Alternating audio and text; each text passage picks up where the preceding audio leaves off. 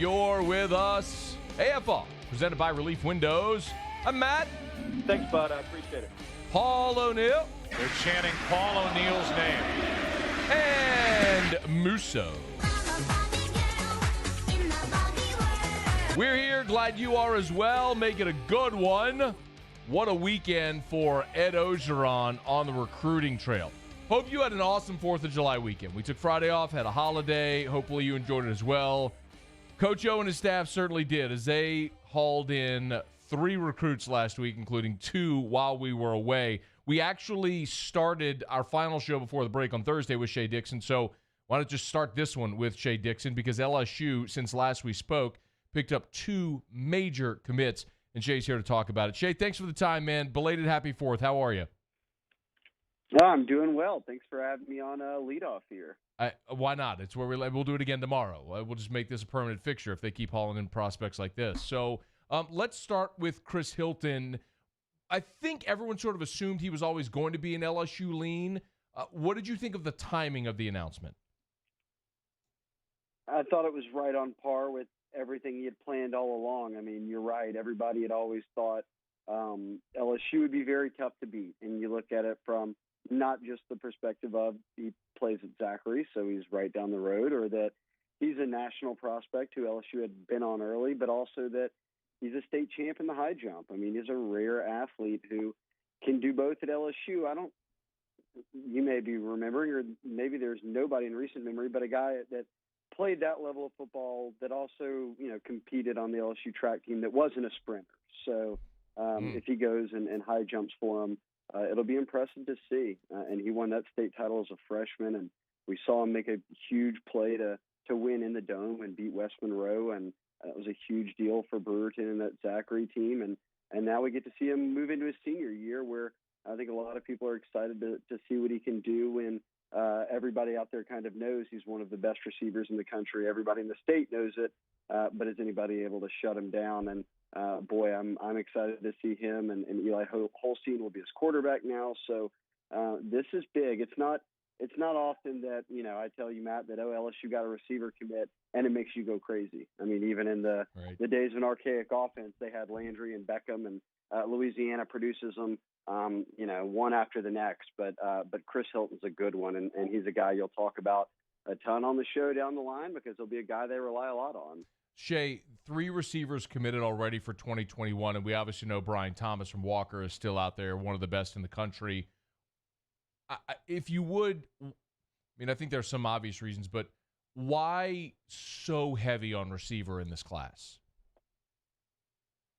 Well, between this year, Jefferson, and then this coming year, probably Chase, probably Marshall, all gone to the NFL early in their careers. And then, guys like John Trey Kirkland are going to be seniors, and ultimately you're turning to this past class and this one. You look at Trey Palmer and that group that came in a year ago, and then you think they still mention Jeray Jenkins as a guy who's young and has impressive staff at times. And I didn't mention Race McMath in there, but obviously he'll be gone entering his senior year. So they're flipping the roster, and Butte and Coy Moore and Alex Adams last year, and now toss in with 3 receivers, but all 3 of them are ranked inside the top 10 nationally at receiver. JoJo Earl and Deion Smith. Smith is the number 1 player in Mississippi, and he plays on a Provine basketball team that's really good. And all around, it's just a lot like Hilton, a really phenomenal athlete. And then you toss in that JoJo Earl, you put on his film and you have the most fun watching it. He's just a dynamic slot receiver, punt returner, kick returner. So I think one thing they've done really well here in a year, like I said, where they're trying to add receivers to the room that they think will kind of build and define the room down the line. Those 3 alone would be an impressive haul just to have on your team. And then to know that they're all coming in the same class in a year where you've got the chance to get Brian Thomas, who's the number 2 receiver in the country and is a 6'4", completely different player than these guys. So I like that each Hilton and Smith and Earl and maybe if they land a guy like Brian Thomas, not only are they all pretty elite, but all of them are completely different receivers. Shea Dixon's with us. He's on Twitter at Shea Dixon, Go 24/7. So they get Hilton on Friday, and then on the 4th of July, Keanu Koht pops from Florida. Am I saying it right? Is it Koht, Koht? It is. All right, so Keanu Koht pops. Before we go a little in more detail about that position in particular, give us the thumbnail on Keanu Koht. This is a big one. I mean, I think you could look back at some point down the line and say, hey, look, that was one of the 10 best guys they got in this class. And usually that group each year are pretty elite players. So it's 6'3", 6'4", 215, 225. I think he's hovering in that range right now. He'll bulk up some. He'll add weight to that frame. And you could see him play with his hand in the dirt. You could see him stand up at outside linebacker. And I think he's kind of just scratching the surface of how good he can be. And that's why Clemson and Auburn and Bama and LSU and Florida, we're all fighting over him. And this was for as good as it is for LSU. It's a big addition. The ripple, the waves that we don't hear on the Baton Rouge radio and on our message boards is Dan Mullen is letting talent get out of Florida when Miami and FSU aren't that great. And Miami's starting to recruit better, obviously. With the new hire at FSU and Norvell, they're hoping that they take a turn for recruiting a little bit higher player. And is Mullen's window there closing? And I think coupled with some losses to Georgia, we sit here in Baton Rouge and consider him a hell of a coach. And his offenses have always hurt LSU's best coordinators and given them a run for their money. But boy, the Gators letting players like Koht lead the state, and then also we'll see if they can get over the proverbial hump against Georgia. But I think that people are getting restless, at least, and I know this one caused a lot of shockwaves around their program, thinking, he'll definitely end up a Gator, and then he ends up committing to LSU. Shea, we often bemoan the players that get out of Louisiana, but you forget that works both ways. When LSU's got 15 commits and 13 of them are from out of state, Ed Orgeron is making it uncomfortable for a lot of head coaches in their respective states by the way they've been able to recruit out of state. So let's talk about defensive end. I don't have the full list in front of me, Shea, but if I'm not mistaken, this is the fourth or fifth defensive end outside linebacker, I guess however you want to classify it, that Ed Orgeron and staff have gotten committed in this class. Is this a product of switching from the 3-4 to a 4-3 where they are just remaking that defensive front? Yeah, I think they're giving themselves a lot of options, but I think at the same time I've got a real curiosity to see how they use these guys because right now, 3 of these 5 commitments and 2 of the others are the exact opposite, are like Keanu Koht. So they are 6'3", 6'4". They are 210 to 220 going into their senior year of high school, which was a lot like Arden Key or Caleb Chason, those type of prospects. And that's what Koht is, and Xavier Carter and Naquan Brown, who just committed about a week ago now. And then they've got Savion Jones out of St. James and Landon Jackson out of Texas, who are 6'4.5", 6'5", 265, 270, and would certainly be your 4-3 traditional hand in the dirt DN that looked a lot like what Pelini had last time here playing defensive end. So I think that he's talked about being multiple. I think that right now they're recruiting to that. I also think we're in a time period where, if you remember what Pelini got here in February or whenever it was, and not soon after, everything shut down. He hasn't been meeting with recruits face-to-face, and let alone by the time a coach gets there going into a kid's senior season, you've got the board built out and you've been recruiting these guys already. So maybe in the future, Matt, is what I'm interested, like next year, the year after that, are they recruiting a lot more 260, 270-pound DNs, or do they kind of continue to get this mix of kind of a hybrid edge kid who looks a lot like the players that we've seen LSU recruit during the Aranda years? Great stuff as always. Hey, Shea, before you jump, when we look at LSU right now, I'm looking at Go 24/7, and an LSU with 15 hard commits, so 10 spots to go.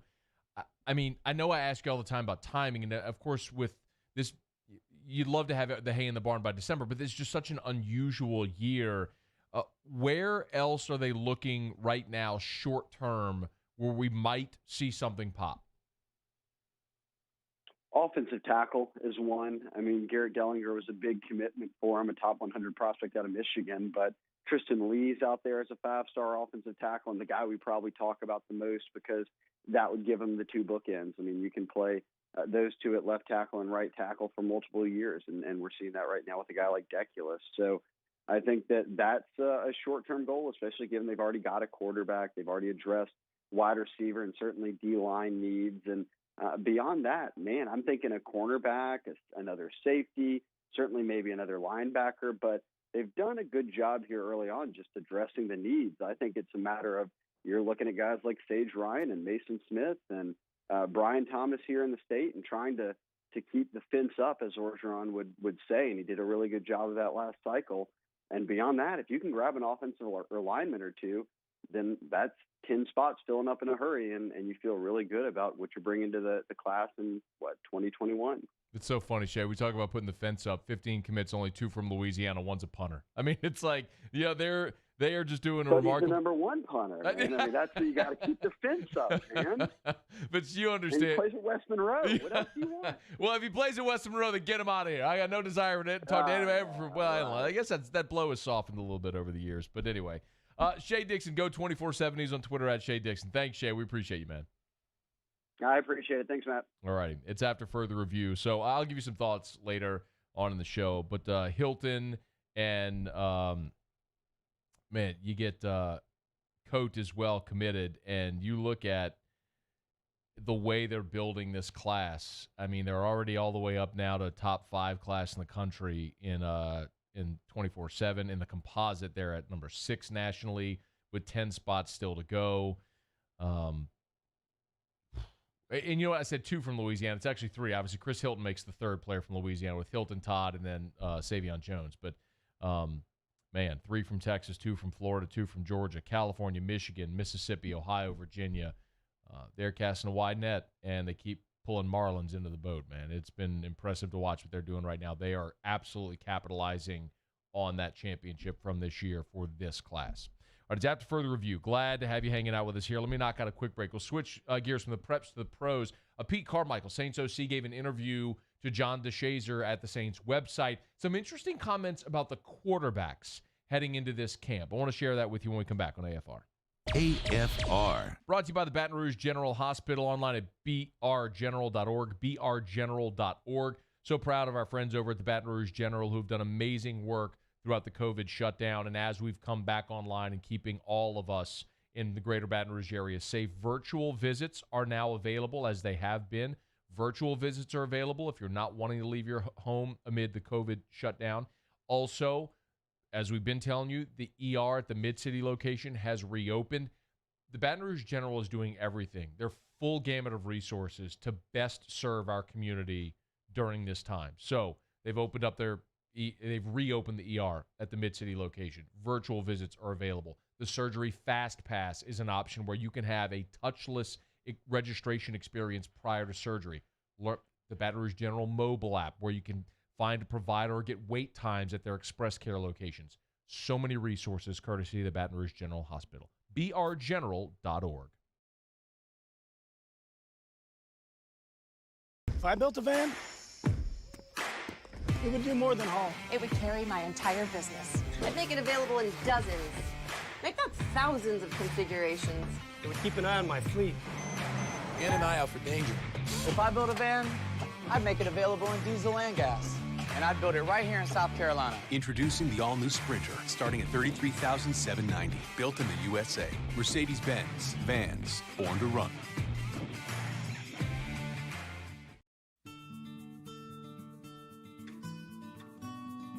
This is a house call. This is a follow-up appointment. This is a diabetes checkup. This isn't just more convenient care, it's more advanced care. This is innovating healthcare at Louisiana's #1 hospital, Ochsner. Gulf Coast Bank and Trust is a local bank with a straightforward philosophy. It's about doing the right thing for our customers. Participating in our community with annual local fundraisers. Offering individual attention in a modern banking atmosphere with a trusted local company. Gulf Coast Bank invested in technology with a local touch, giving our customers the power to bank anywhere, anytime. We're building relationships through personal service as the bank that cares about you. Gulf Coast Bank and Trust, the bank that cares about you. Toyota, we don't just sell cars, we buy them too. Bring your car in so we can see it, and within minutes you can turn your car into cash or trade it in towards your next vehicle. It's a fast and easy process. We buy your car at Corval Toyota in Opelousas, Happy Town, USA. Prompt, professional, reliable. If you're looking for a breath of fresh air with your AC and heating needs, call the professionals at Anison Bitter. Anison Bitter, a Rheem Pro partner, keeping your family comfortable for over 25 years. ServiceMaster Elite create clean, disinfected work environments. As a local business, we take pride in serving the New Orleans and Baton Rouge areas. Our cleaning protocols follow CDC and OSHA standards for healthcare settings, offices, senior living, restaurants, and industrial plants. Contact ServiceMaster Elite to get your operation ready for reopening with germ disinfection cleaning. ServiceMaster Elite, the trusted choice in professional cleaning since 1996. Gulf Coast Office Products is a nationally recognized Savin office equipment dealer based right here in Louisiana. Over 100 employees strong, Gulf Coast has the boots on the ground to support all vertical markets from education, engineering, legal, and finance. With the latest in office technology from desktop to production segment units, Gulf Coast and Savin have the perfect fit for you. Call 225-756-2644. That's 756-2644 for Gulf Coast Office Products.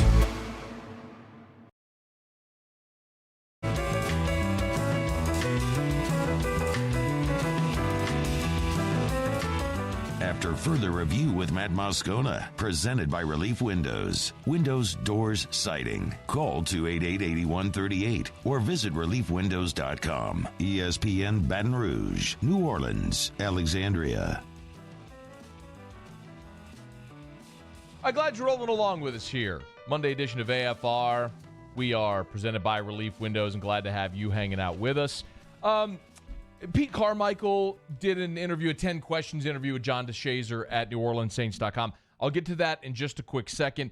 Cam Newton posted a video, two videos really, on his Instagram this weekend of him working out. So he's in the gym and he's walking around kind of talking to himself. And he says, the caption, if you're looking, it's there on the right. It's a little hard because Cam does I don't know what. Do you know what that is? It's like hieroglyphics. The font. It's just his thing. I don't know. It's weird. I literally don't even know how to do that. I mean, it's got to be like a certain font that you. Probably like a keyboard. You can probably get the keyboard or something on your phone. I think. I have no idea. Anyway, but it's really hard to read. But it says, "Note to self: You are great. You are the best. You are a dog. You are a monster. You are the lion. My conscience never let them make you affect you."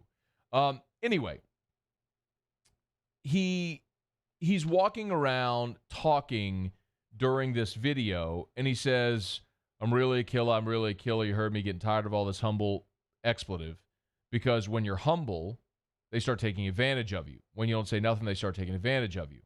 But the hyenas can be doing all of this. The elephants can be doing all of what they do. The giraffes, the antelopes, the chimpanzees, even the gorilla.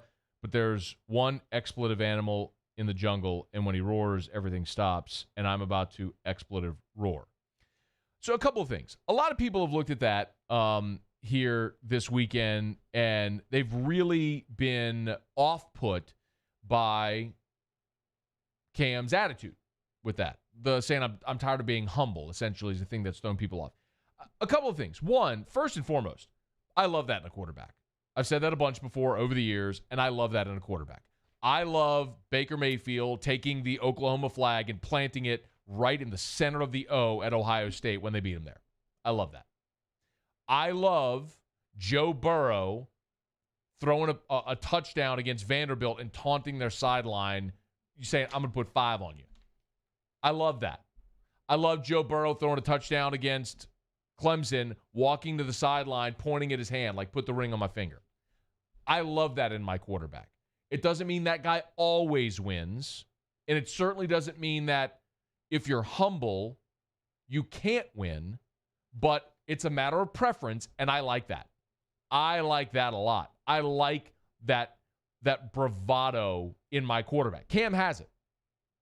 And that's one of the reasons I'm very curious to see if that will blend with the Patriot way that people talk about so often and have been for years, right? I mean, it's no player is bigger than the franchise. No player is bigger than the logo, the emblem, the organization. Even when you're the greatest quarterback in the history of the NFL and Tom Brady, no player is bigger than the organization. That's basically what they pride themselves on with the Patriot way. So will Cam fit in? I don't know. But I was thinking of this. Number one, I love that. And Cam's got the skins on the wall, right? He's been an MVP. He's at a 15-1 season. He's played in a Super Bowl. Like, he's won division titles. He's yet, obviously, to win a Super Bowl. But everything else you can accomplish, he's accomplished. Won national championship, Heisman Trophy, JUCO national championship, NFL MVP, 15-1, made it to a NFC champion. The only thing he hasn't done professionally is win a Super Bowl. But I got to thinking of this earlier today because I mentioned there was the 10 questions with Pete Carmichael at NewOrleansSaints.com earlier today. If you haven't seen it, I'd recommend go check it out. The Saints have done a really good job of pumping out content amid the shutdown and making everyone available, making their staff available. So Pete Carmichael does this 10 questions with John DeShazer. And I think overall, it was forgive me, sorry.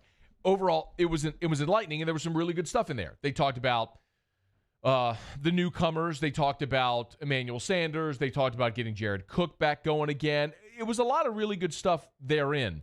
But one of the things that, for me, especially considering the Cam storyline that was most interesting, was talking about the quarterbacks. In particular, Jameis Winston and how he fits in. So one of the questions was, when you look at Jameis, do you see a lot of stuff that is fixable in a short period of time that you can maybe just, taking a step back, help him with? And Carmichael said, and this is the part of it that stood out to me listening to Carmichael. He said, quote, the one thing that stands out, talking about Jameis, the one thing that stands out to me right away is that he's sharp. He's smart. He has asked the right questions. And so he has that experience, and he's got the ability. You see him throw the ball downfield. He's got excellent arm strength. So there's a lot to be excited about, looking forward to working with him. So again, Saints OC talking about Jameis, and he's sitting here saying the first things out of his mouth are having these meetings. He's sharp. He's smart. He asked the right questions. He's got experience. Boom, boom, boom, boom. I got an email earlier today from someone asking and it was from, I'll shout him out, Michael Baroni. You can always email matt@1045espn.com. And he linked that Cam article, and he said, in light of this, the Tired of Being Humble article, do you think the Saints made the right decision with Jameis over Cam? A couple of things. I don't know that both were an option. I think Cam Newton, given the fact that he's been an MVP, probably was going to have more options in different places than Jameis was. Cam was coming off of a season where he was injured. Jameis was coming off a season where he threw for 5,000 yards, yes, but also 30 interceptions, and was looking for that second contract that was going to give him 5-year, $100 million, and there just wasn't a team that was going to pay it. So Jameis was going to have to take this route this year wherever he went. But I don't think that was the either-or for New Orleans, the Jameis or Cam. But I do think, and I've advocated for this long, for them signing Jameis, that's a really good sign when you hear Carmichael not talk about how physically impressive that he is. Instead, it's the between the ears part. It's the being the student of the game part that he's impressed with. Contrast this to when Carmichael's asked about Taysom Hill. And understand, I'm not saying that Taysom Hill isn't a smart guy, a smart quarterback. I'm reading tea leaves and gauging answers when the offensive coordinator is asked about two quarterbacks and how he responds to those questions. Here's what he says about working with Taysom. And the question is, with Taysom Hill taking on a little bit more of a role as a quarterback in terms of reps and those kinds of things, how much does that affect the offense? How much have you seen him improve as a quarterback? And Carmichael says, I think the focus during training camp for us with Taysom, as it was last year, is he's competing at the quarterback spot. And then once the season starts, he was able to do so many things for us, do them so well. We're trying to put our best guys on the field. He's usually one of the best guys for certain situations. And then he says, I think as we get in training camp, the nice thing is you're focusing on the quarterback spot. You're getting reps. The other stuff will come, and we know what he's able to do with those spots. So they asked a follow-up about how much Taysom's grown from the Green Bay days. Carmichael says, again, I think there's huge stride in his development. When the season starts, he kind of gets thrown into so many different roles, but it'll be nice again having another training camp for him. I can't help but read that and continue to hammer the point that the New Orleans Saints coaching staff does not see Taysom Hill as a quarterback. They know, based on what they've seen on film and on field on Sundays, what Taysom Hill can do in his slash role, being an athlete. Hey, flex out and be a receiver. Put your hand in the dirt and be a tight end. Get in the backfield and run the wildcat or the single wing, whatever you want to call it. My point is, they know he can do all of that. In training camp, they let him get quarterback reps, but that essentially is siphoned off once the season starts. They're telling you when the season starts, it's great we get him quarterback reps during camp because once the season starts, he leaves and goes into this slash role that he plays. I find it hard to believe that if you were potentially 1 year away from a transformational change in your franchise where Drew Brees is out and your next guy is in, if you really believe that next guy was Taysom Hill, why you wouldn't be getting every single rep possible for that guy at that spot if you really believed he were the guy? I think what we're seeing anecdotally here is Jameis Winston, we know at 26 years old, has all the physical ability. We've seen him be a starter in this league. He started 70 games or 80 games in his career. 90 games, right? Anyway. And then you're looking at the other guy in Taysom as one who is so valuable in this role. But if you were really looking at long-term prospects, you're not putting him in this role. You're getting him all the reps here at quarterback. And it looks like that's not what they're going to do. Again, we'll get him reps in camp as a quarterback, and that's exciting. But once the season starts, he's Taysom Hill again, which is what the Saints need for him to win. But as the long-term prospects of Taysom being a quarterback, that don't jive.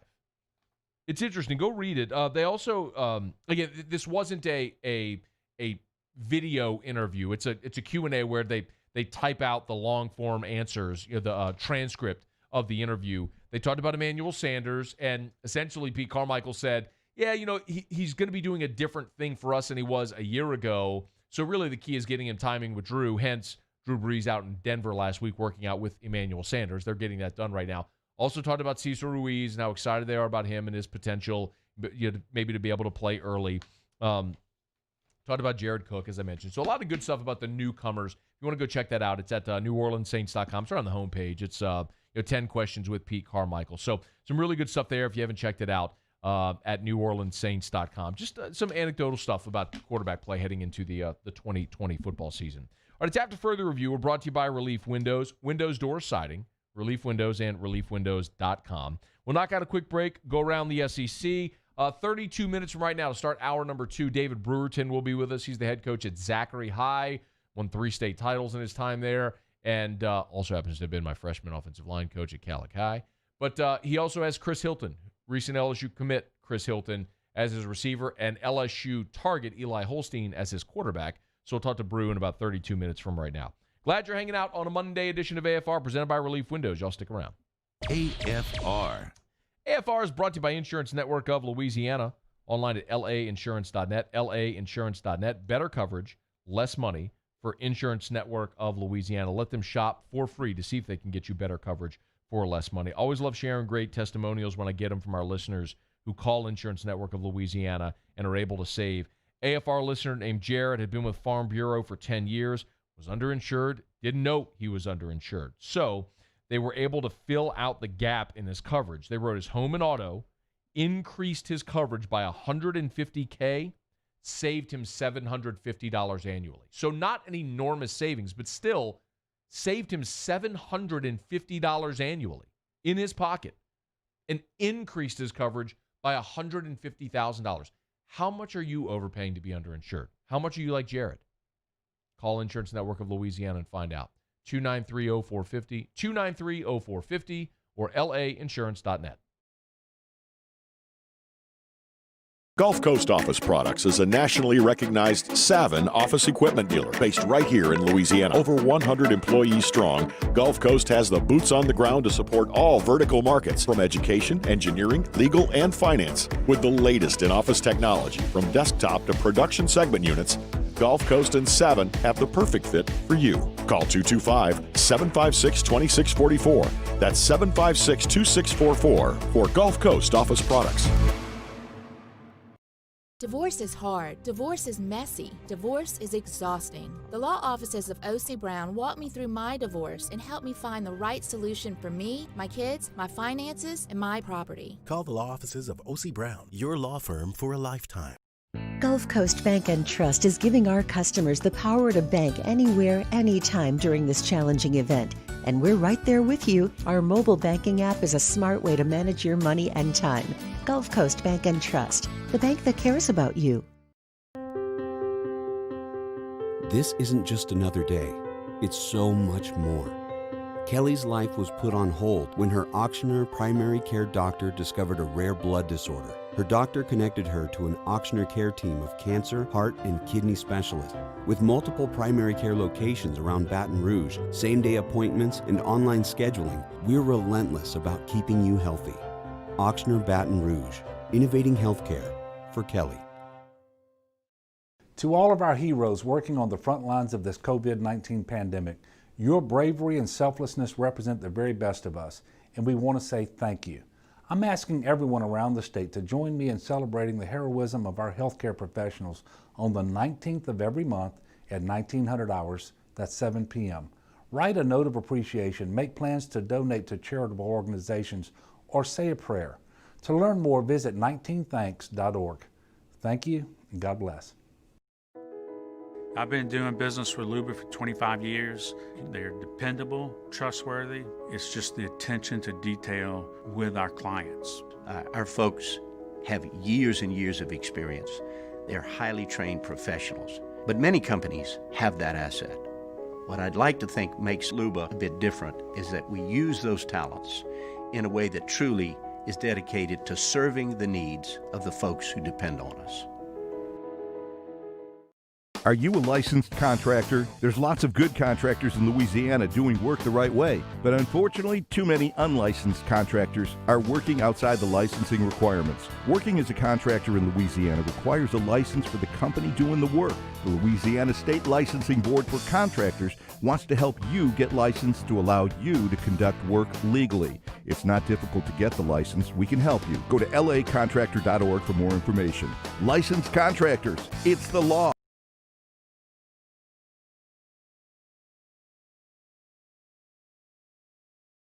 After further review with Matt Moscona, presented by Relief Windows. Windows, doors, siding. Call 288-8138 or visit reliefwindows.com. ESPN Baton Rouge, New Orleans, Alexandria.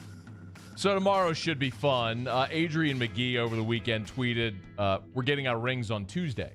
So, of course, alluding to LSU's national championship ring. So LSU football earlier today tweeted a picture of their existing championship rings with the caption "Legacy, Tradition, One Team, One Heartbeat." So it's a picture of all of the past championship rings, national championship rings, SEC championship rings, and then they followed that up a bit later with a post of Joe Burrow on the field post-national championship game, saying he already knew his ring size was 10.5 and that he'd already been fitted. It's he and Maria Taylor on the field with side-by-side with his parents there as well. So LSU is preparing its fans for what apparently we found out is coming tomorrow, which is that LSU is gonna get the players are gonna get their rings tomorrow. So we should be seeing all that on social media, which is exciting. It's After Further Review, brought to you by Relief Windows, title sponsor of our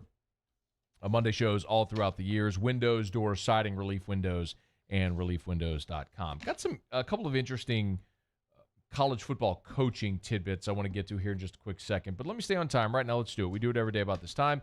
Let's go around the SEC. Around the SEC, presented by Gulf Coast Office Products, excellence in imaging solutions. The Georgia Bulldogs. In February, Clemson and Georgia announced that they'll kick off the 2021 season against each other in Charlotte on Saturday, September the 4th. According to the Athens Banner Herald, we learned the terms of that contract. Each school will receive more than $4 million or 45% of the event's net revenue, whichever is higher. So a massive payout for Clemson and Georgia to play that game. It also will offset the cancellations. Clemson had to cancel a game with Wyoming. Georgia had to cancel a game with San Jose State. That cost Clemson $1.1 million and Georgia $1.8 million to get out of those contracts. Two football programs met 64 times previously, the most recent in 2014. The Missouri Tigers. So the NCAA has confirmed that Missouri's baseball and softball teams are postseason eligible for the 2021 season. This is relevant, you might recall, because Missouri had been slapped with a postseason ban for all sports over this past academic year. Well, football went 6-6, but was not eligible for a bowl game because of the postseason ban. Baseball and softball had their postseasons canceled, so there was some question as to whether or not the ban would carry over to another year, but not so, says the NCAA. It was for last academic year, whether there was a postseason or not. The postseason ban stemmed from academic infractions from 2015 to 2016 when a former Missouri tutor was completing assignments for Missouri student athletes. Mizzou appealed. They were denied. They got hit with scholarship reductions, postseason ban. But for baseball and softball, no harm, no foul. The Alabama Crimson Tide. And Bama men's basketball has added a fifth committed player to its 2020 recruiting class, 6'11" forward Alex Chiku. He's a late addition to this year's cycle. The number 58 overall prospect in the country. He's a four-star. He plays prep in Arizona, but originally from France. He chose Alabama over Arizona, Florida State, Oregon, USC, and Mississippi State. The commitment jumps Alabama's class to 12th in the nation. There you have it. That is Around the SEC, presented by Gulf Coast Office Products. Shout out to our guy Trey Beal and our friends at Gulf Coast Office Products. They're online at gcopnet.com. gcopnet.com for Gulf Coast Office Products. I was hideous today shooting waste paper basketball. I mean, you ever do putting drills? If you're a golfer, if you ever do putting drills. I remember I took golf lessons years ago. And one of the drills we did was they'd line up like five. You play, yeah? Yeah. You ever taken lessons? No. Okay. You should. It helps with consistency. It's amazing. Like if you practice something with someone who knows what they're doing that shows you what you're doing wrong, it's amazing how much it helps. I was playing really well at the time, but it's been a long time. Nonetheless, they'd line up like 10 balls, and they want you to miss it. Well, they want you to make it, obviously. But if you miss, they want you to miss in the same spot, right? So it's consistency of a swing. The problem would be if you'd have like one ball 5 feet short, one ball 6 feet long, one ball to the left, two balls to the right. It's like, well, you're not repeating your swing. That's what that felt like. I mean, one ball was like crumpled up piece of paper, was way down on the right. One was a line drive. One I hit off the set to the left, almost banked it in. But a very inconsistent performance coming off of a holiday weekend. How are you feeling? You're double dipping, Muso. I am double dipping. Okay. Better now than I was earlier. Earlier this morning was rough. Yeah? Yeah, it was rough. So Muso is handling both AFR and off the bench this week, and then next week Muso will move back to off the bench, and the brain will come back to AFR. Are you going to miss your afternoons here? The brain gotta poop. You going to miss your afternoons, Muso? Yes. That was a long pause, Paul. He's like, Initially, I cannot wait to get away from this jerk. No. I will miss definitely the afternoons because I don't have to wake up at 4:30 in the morning to come do this show. Yeah, it's brutal. I'll never do mornings again. I'll never say never, right? I mean, you never know what may come professionally. But mornings are brutal. They're tough. It's tough. But when it ends at 10, I'm out of here by 10:30 at the latest. I have the whole rest of the day to get things done. Yeah, that's true. So, and I will say also that starting at 7 is better than any morning show that I've done in the past. When I was on mornings, I've started at 5:30. Because it's not just that you start at 5:30. It's you've got to be alert and ready to go like it's the middle of your day. at 5:30. Yeah. You know, so that would be like a 3 a.m. wake up, get up, shower, coffee, get to the studio, prep, voice exercise, like be ready to roll 5:30 like you're shot out of a cannon. That sucks. Got to bring energy. You got to. That's fake energy a lot of the time. Either that or you completely adjust your lifestyle to where hey, Paul, when you were doing TV, you worked mornings, yeah? Yes. So what time would you wake up? I'd wake up at 3:15. Yeah. See, so how long did you do that? 5 years. So 5 years or okay. And in that time period, you got married, yes? Yes. Okay. While you were courting Sam, what were her thoughts on the 3:15 wake-up calls? She didn't mind them. Wow, that's special. So she could just turn over and go back to bed. Yeah, just ignore you. Wow. Okay, that's impressive. Because what about not only that, but then you get home and like you want to sleep or you got to go to bed at 8 o'clock. What time would you go to bed? 9:30, 10 o'clock. See, so you'd pick up a nap or something a little bit later. I would nap as soon as I get home. That's your two options. Like that's your options. You go to bed at a reasonable, like 10 o'clock, and then at some point late morning, early afternoon, you nap to get you through, or you go to bed at like 8 p.m. Yep. You're basically like an infant. Yeah, that's what you do. I can't do that. Yeah, I me can't either. go to sleep at 8 p.m. Yeah. If I were you in my state of life, I would not go to bed at 8 o'clock either. And when I was in your state of life and doing mornings, I did not go to bed at 8 o'clock.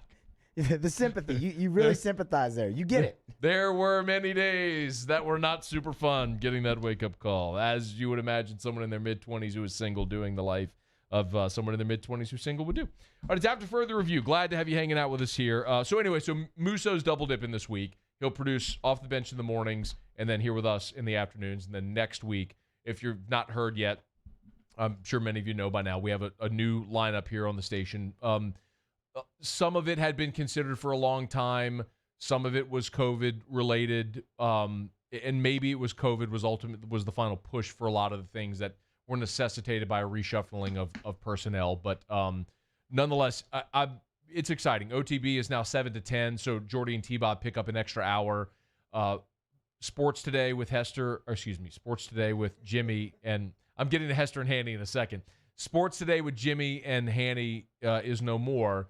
Hester picks up an hour on the front end with Hannegriff. So now it's hanging with Hester and Hanny from noon to 3.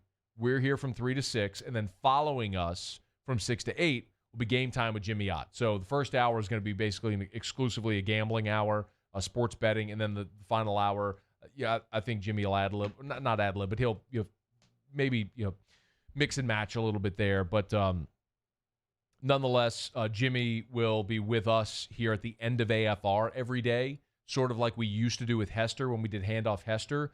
We'll get Ott on here. He'll give us like a lock of the night or something like that. I'll just make him go lock of the week and talk about a sandwich or something that he wants to eat. But I digress. Ott will be with us to wrap up each show for a few minutes each day, and we'll look forward to that. So new lineup debut. And then for everyone who's enjoyed the Chuck Oliver show following us 6 to 8, that just bumps back 2 hours now, 8 to 10. All right, it's After Further Review. Glad you're hanging out with us here. Let me knock out a quick break. I know for our Alexandria and New Orleans listeners, that was probably completely lost on many of you, but it, of course, does affect you for the mornings because off the bench from 7 to 10 still does affect you. All right, it's After Further Review. Thanks for being with us. Let me knock out a quick break. We'll wrap up hour number 1 next. Pretty cool honor for Jacoby Stevens. And as I mentioned, I got a couple of coaching tidbits I want to delve into when we come back on AFR.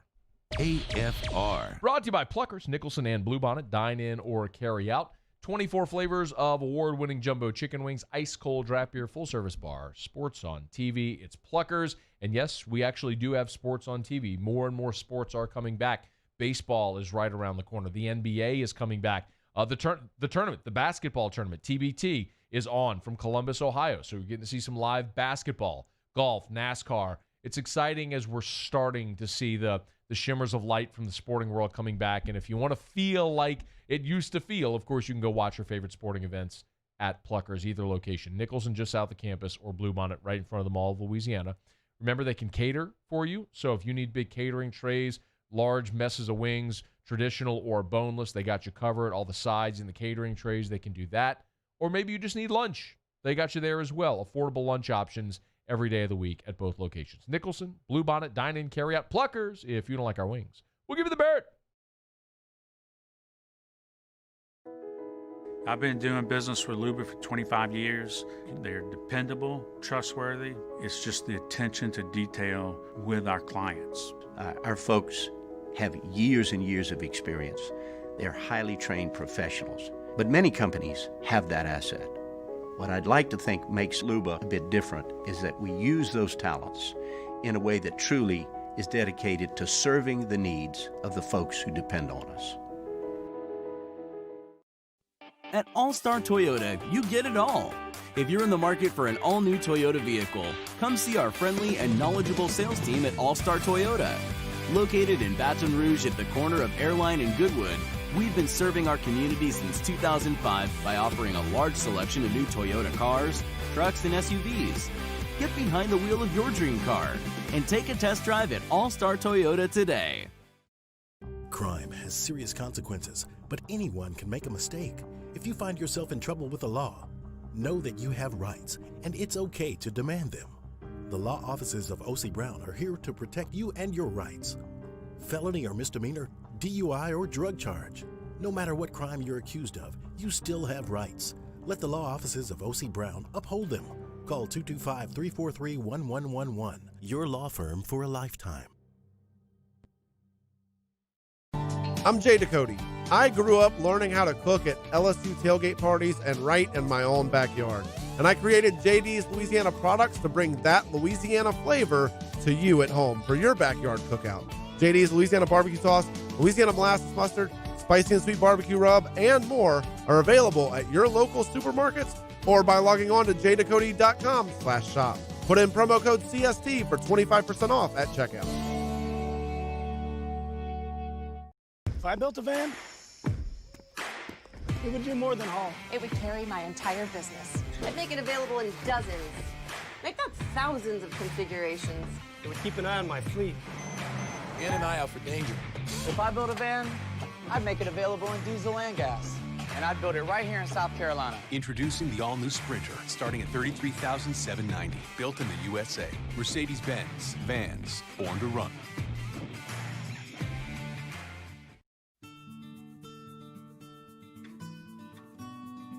This is a house call. This is a follow-up appointment. This is a diabetes checkup. This isn't just more convenient care, it's more advanced care. This is innovating healthcare at Louisiana's #1 hospital, Ochsner.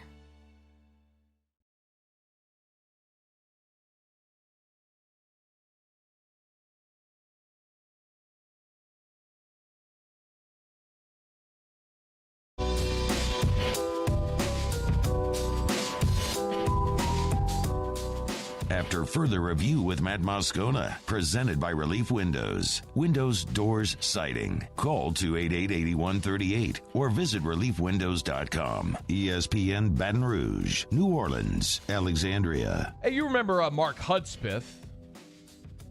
Spent 7 seasons as the head coach at the University of Louisiana at Lafayette. Did some good things there. Now, all the New Orleans Bowl trophies they won, they ended up having to vacate. But still a good coach. Hudspeth's only 51 years old, but he left ULL and was at Austin Peay this past season and had an amazing run. They won 11 games in the Ohio Valley Conference Championship. I had no idea about this, by the way. The last I remember hearing about Hudspeth was, if I'm not mistaken, after leaving the University of Louisiana at Lafayette, he was going to be the defensive coordinator, I think, at Mississippi State, maybe? And then that, I don't know if maybe with the new coaching staff, whatever. But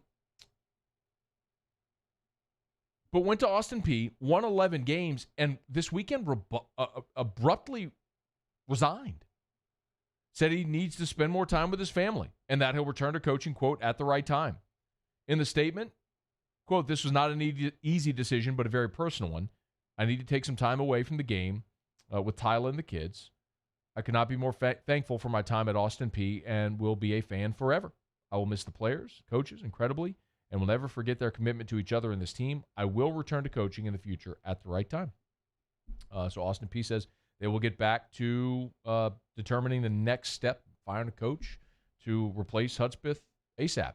The timing, though, is incredible when you think about the fact that you're in the middle of this pandemic and there's uncertainty about the upcoming season, and not only are athletic departments, I mean, just think about the context, right? I mean, athletic departments are trying to figure out, one, if you're going to play on time, is a portion of your schedule going to be canceled or moved? Are you going to have fans in the stands?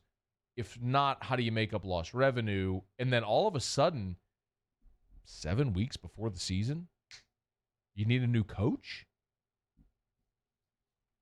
I mean, there's the story and there's what's really going on. It feels like there's something more there with Hudspeth. For me, my sincere hope is that he and his family are okay, and that if it's something more, it's professional and not personal, because that smells fishy whenever you have a situation like that. Now, it is worth noting Bob Stoops did something similar when he left Oklahoma. He waited until that full coaching carousel cycle spun, and then he was like, I'm out. By the way, hire Lincoln Riley, to make sure he got his guy in. This doesn't feel like that, however. One other quick coaching story from today in college football. Mike Gundy has had his contract redesigned. They're dropping his compensation by $1 million and 1 year. So he's got a contract that automatically rolls over. It's a 5-year rollover.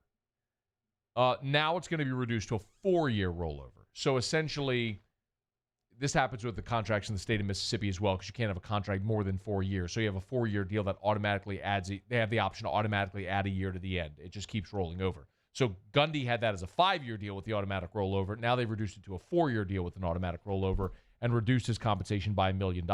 His buyout was also reduced.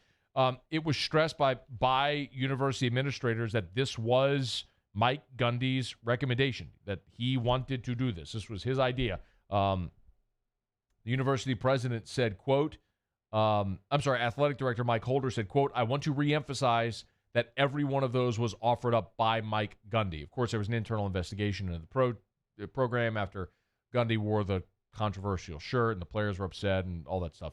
Well, they said no indications of racism after a 2-week internal investigation, but this is what Mike Gundy has recommended. I think on its face it looks good, but it mostly seems like optics to me. You're talking about unprecedented times in the midst of COVID where athletic departments are hemorrhaging money, many of them, or let me say are facing budget cuts. This is a convenient way to find $1 million in your budget that Mike Gundy, instead of making $5 million, will make $4 million. He ain't hurting, but he also gets to do something that optically looks really good as well. So good for Gundy, good for the program as a whole. It alleviates the budget concern there. I'm curious how much of it actually relates to what happened there and how much of it was just, hey, we need to cut budget, let's do something that looks good. But in any event, Mike Gundy still has a contract that allows him to recruit to a 4-year term and not going anywhere in Stillwater. All right, it's after further review. We're brought to you by River City's 1 Hour Air, where they're always on time or you don't pay a dime. 752-0001, 752-0001. For River City's 1 Hour Air, remember, if you have not had your Home Central AC cleaned or serviced lately, meaning this year or in your recent memory, you got to get that done, y'all.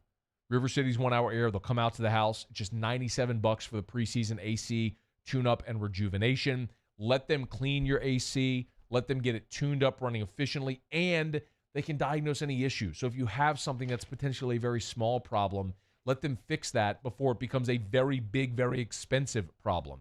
It's River City's 1 Hour Air. 752-0001, where they're always on time or you don't pay a dime.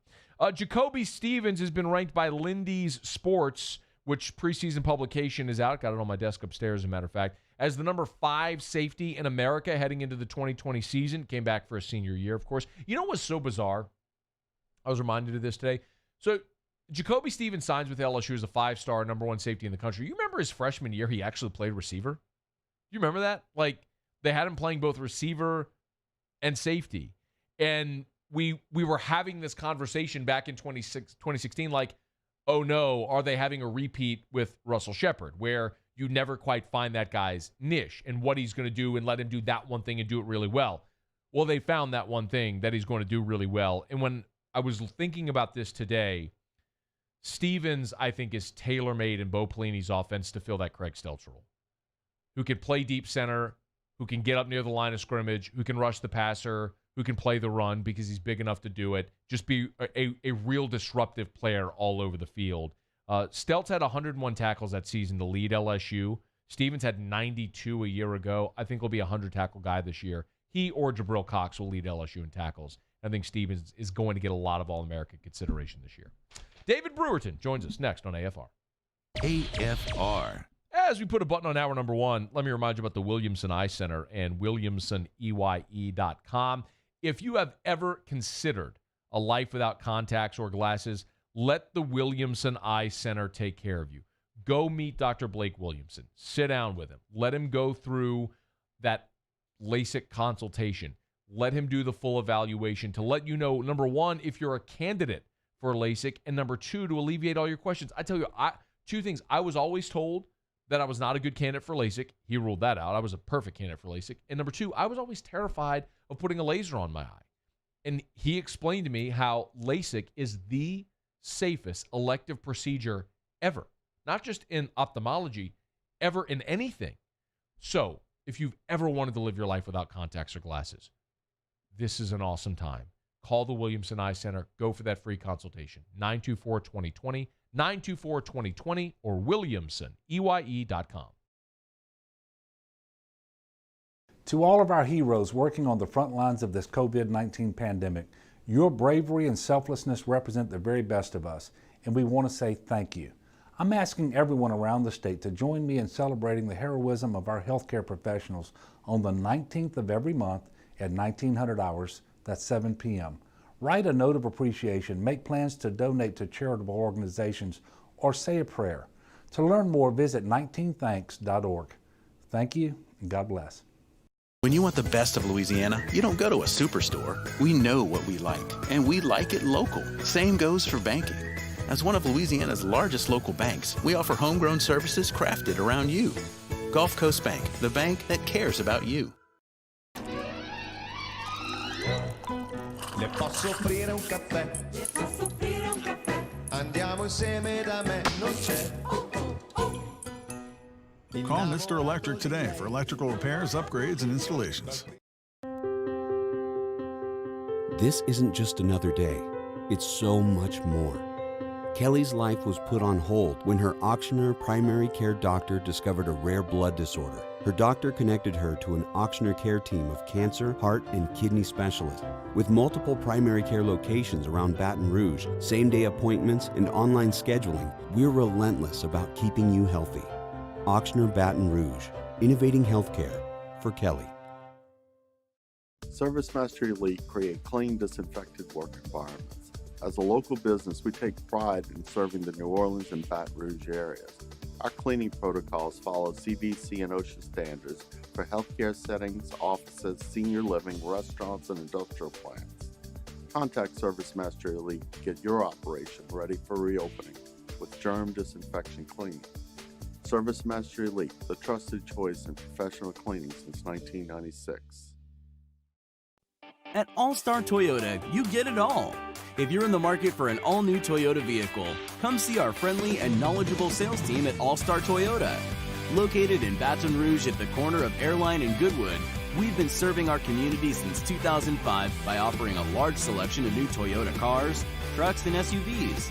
Get behind the wheel of your dream car and take a test drive at All-Star Toyota today. Gulf Coast Office Products is a nationally recognized Savin office equipment dealer based right here in Louisiana. Over 100 employees strong, Gulf Coast has the boots on the ground to support all vertical markets, from education, engineering, legal, and finance. With the latest in office technology, from desktop to production segment units, Gulf Coast and Savin have the perfect fit for you. Call 225-756-2644. That's 756-2644 for Gulf Coast Office Products. Are you a licensed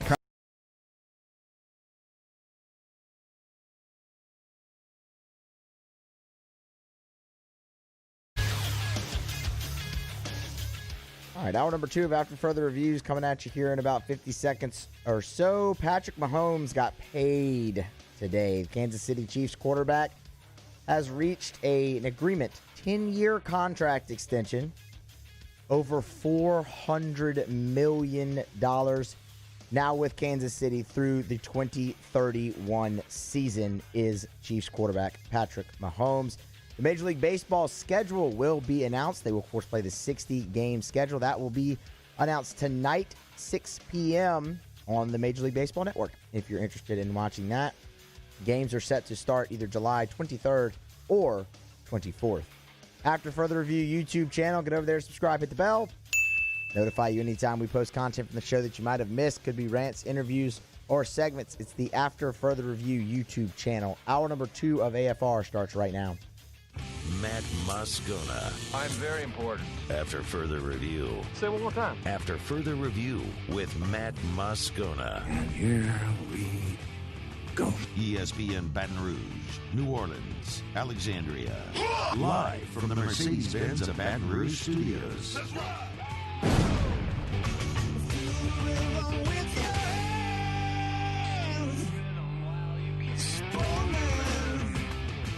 Hour 2, off we go. Welcome aboard. Glad you're with us. AFR, presented by Relief Windows. I'm Matt. This is Shaq O'Neal, and I hate back. Paul O'Neal. They're chanting Paul O'Neal's name. And Muso. We're here. Glad you are as well. Get out there and make it a good one. Hope you had an awesome 4th of July weekend. I know Ed Ogeron did. Picked up a couple of big-time commits, including one from 4-star wide receiver Chris Hilton out of Zachary, just north of Baton Rouge. His head coach, David Brewerton, good enough to spend a couple of minutes with us here to start hour 2. Brew, how are you, man?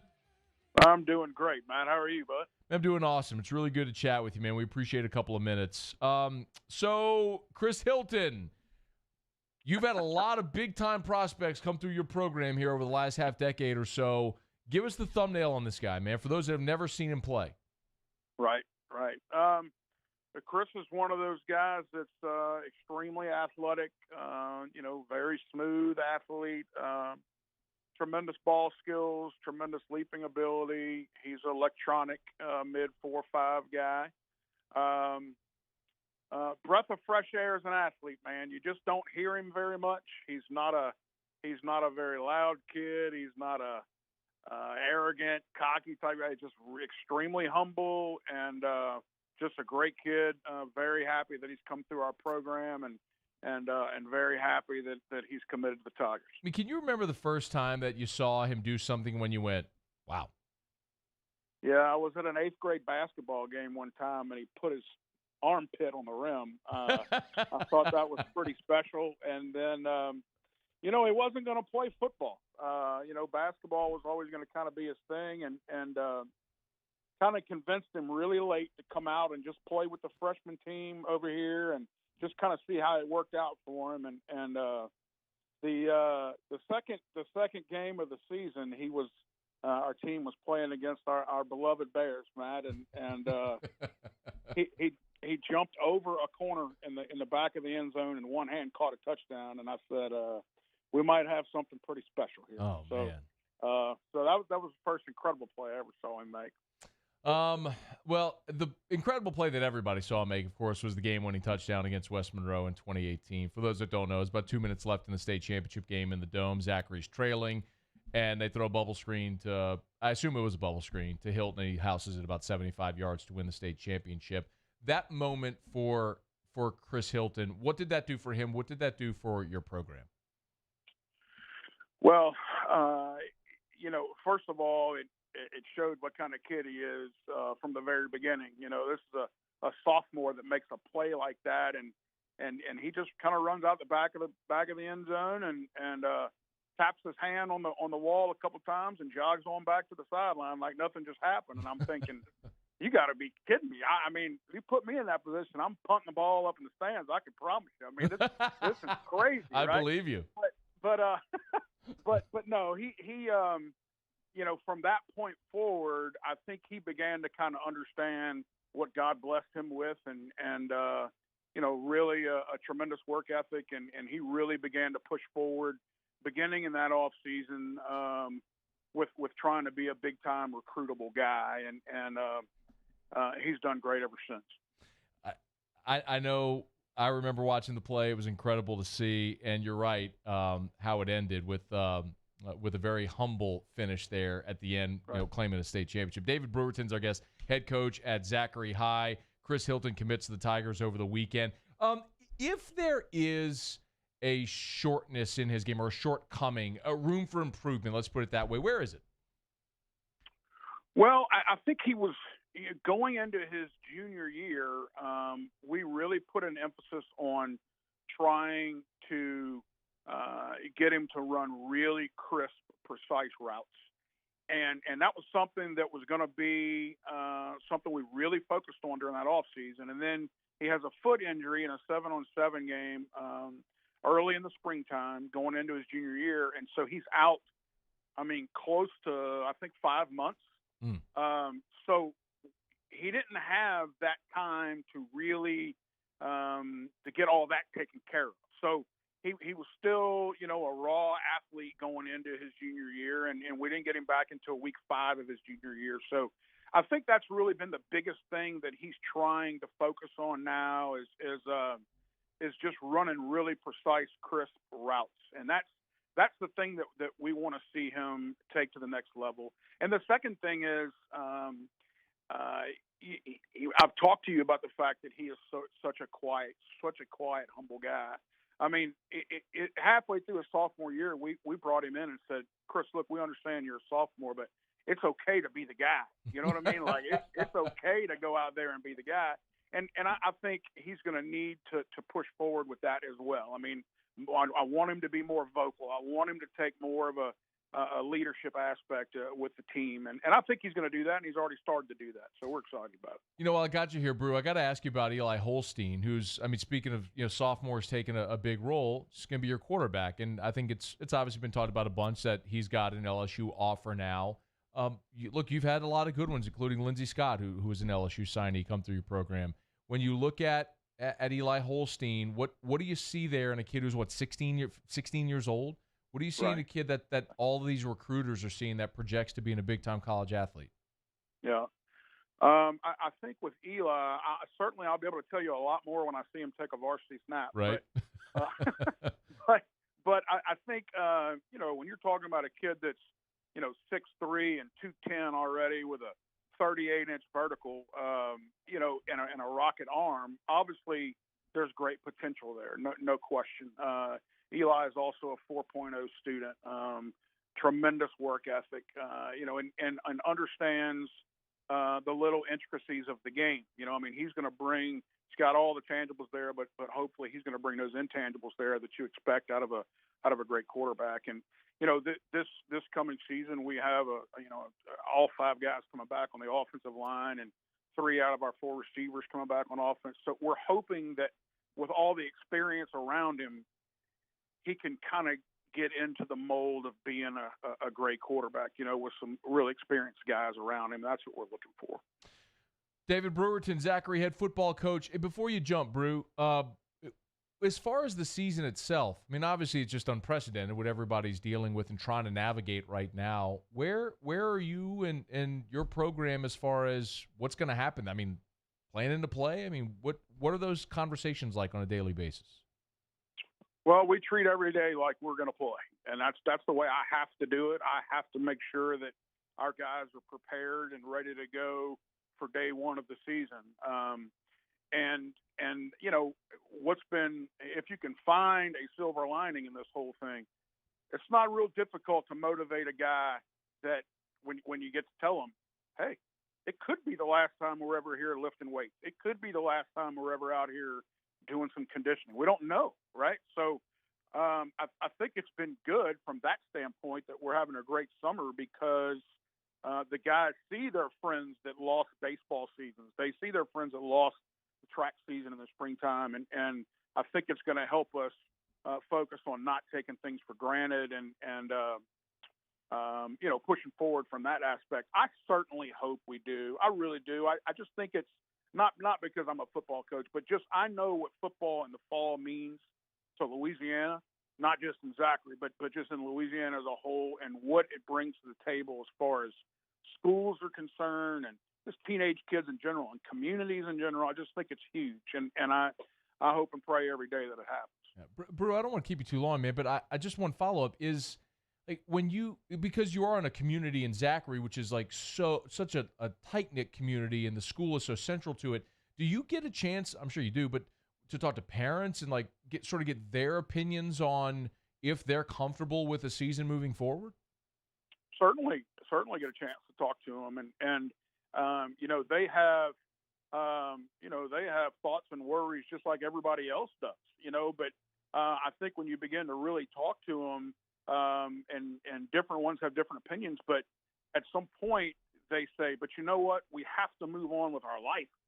We cannot allow this thing just to completely shut down our country and shut down our way of life on a daily basis. I mean, obviously the precautions are there that you can take and try to do things better, but what are we going to do at that point? I mean, you can't just sit back and say, well, I don't know, nothing's going to happen, we'll just see. No, you can't do that. I mean, you got to push forward and do the things that we got to do as human beings, right? Yeah. And that's the biggest thing for me right now. It's a terrible situation that people are dealing with right now. I really understand that, but I also believe you got to live life. Well said, man. Hey, Brew, I'm pumped for you, man. I'm so happy for all your success there at Zachary that you had with the program, and look forward to hopefully getting to watch your team play this fall, man. I think we're all planning on it, and I'll look forward to it. That would be wonderful, man. We sure appreciate it. All right, Brew, we'll see you, man.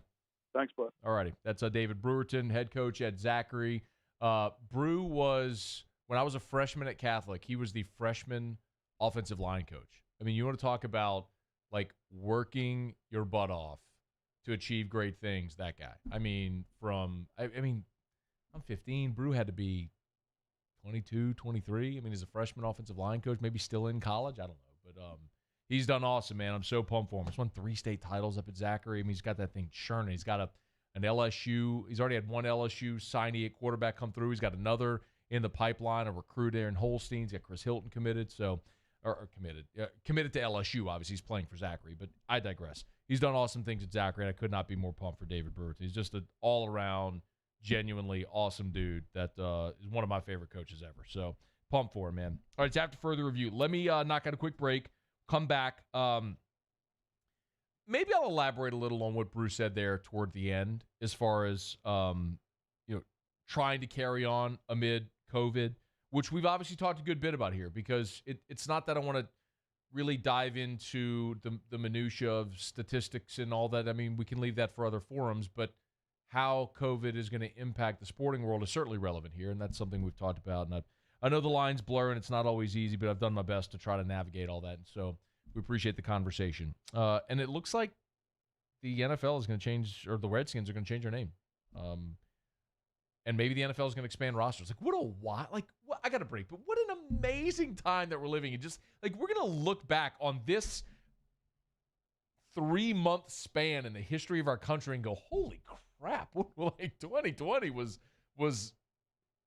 high. I mean, it was so intense what's happened. But we'll continue. Stick around. It's AFR. AFR. Brought to you by Carriages in Bocage. Congrats to Will and my friends over at Carriages in Bocage. Yet again, named Best Men's Clothier in the Best of 225 Awards. I've told you about that so many times in the past. Hopefully y'all didn't think I was kidding. You can go look it up for yourself. But yet again, for 2020, Carriages in Bocage, Best Men's Clothing Store in the Best of 225 Awards. Not me saying it, not the magazine saying it, it's you saying it. That's a fan vote, and that's because Carriages always has the best selection available with the best service. You want something tailor-made in-house, they'll do it for you, and their guarantee is that they will make it fit for you. You have something tailor-made there, they'll make it fit for life with alterations for life. Carriages in Bocage, if it's Peter Millar performance gear, if it's dress shirts or sport coats or summer slacks, shoes, belts, accessories, they got you. Swimsuits, Carriages in Bocage. Check them out online at carriagesbr.com. Tell them Matt sent you in to Carriages in Bocage. Are you a licensed contractor? There's lots of good contractors in Louisiana doing work the right way, but unfortunately, too many unlicensed contractors are working outside the licensing requirements. Working as a contractor in Louisiana requires a license for the company doing the work. The Louisiana State Licensing Board for Contractors wants to help you get licensed to allow you to conduct work legally. It's not difficult to get the license. We can help you. Go to lacontractor.org for more information. Licensed contractors, it's the law. Divorce is hard. Divorce is messy. Divorce is exhausting. The law offices of O.C. Brown walked me through my divorce and helped me find the right solution for me, my kids, my finances, and my property. Call the law offices of O.C. Brown, your law firm for a lifetime. Oh, hey, what's up? It's Big V and Bubba, 100.7 The Tiger Morning Show. We'd love for you to join us every weekday, 4 a.m. till 9 a.m. Yeah, everything you want in a show. Country music. We got laughs. We got celebrity in-studio guests. We just need you. Join us every weekday morning, 4 a.m. to 9 a.m., right where it all started. That's right. Louisiana's country station, 100.7 The Tiger.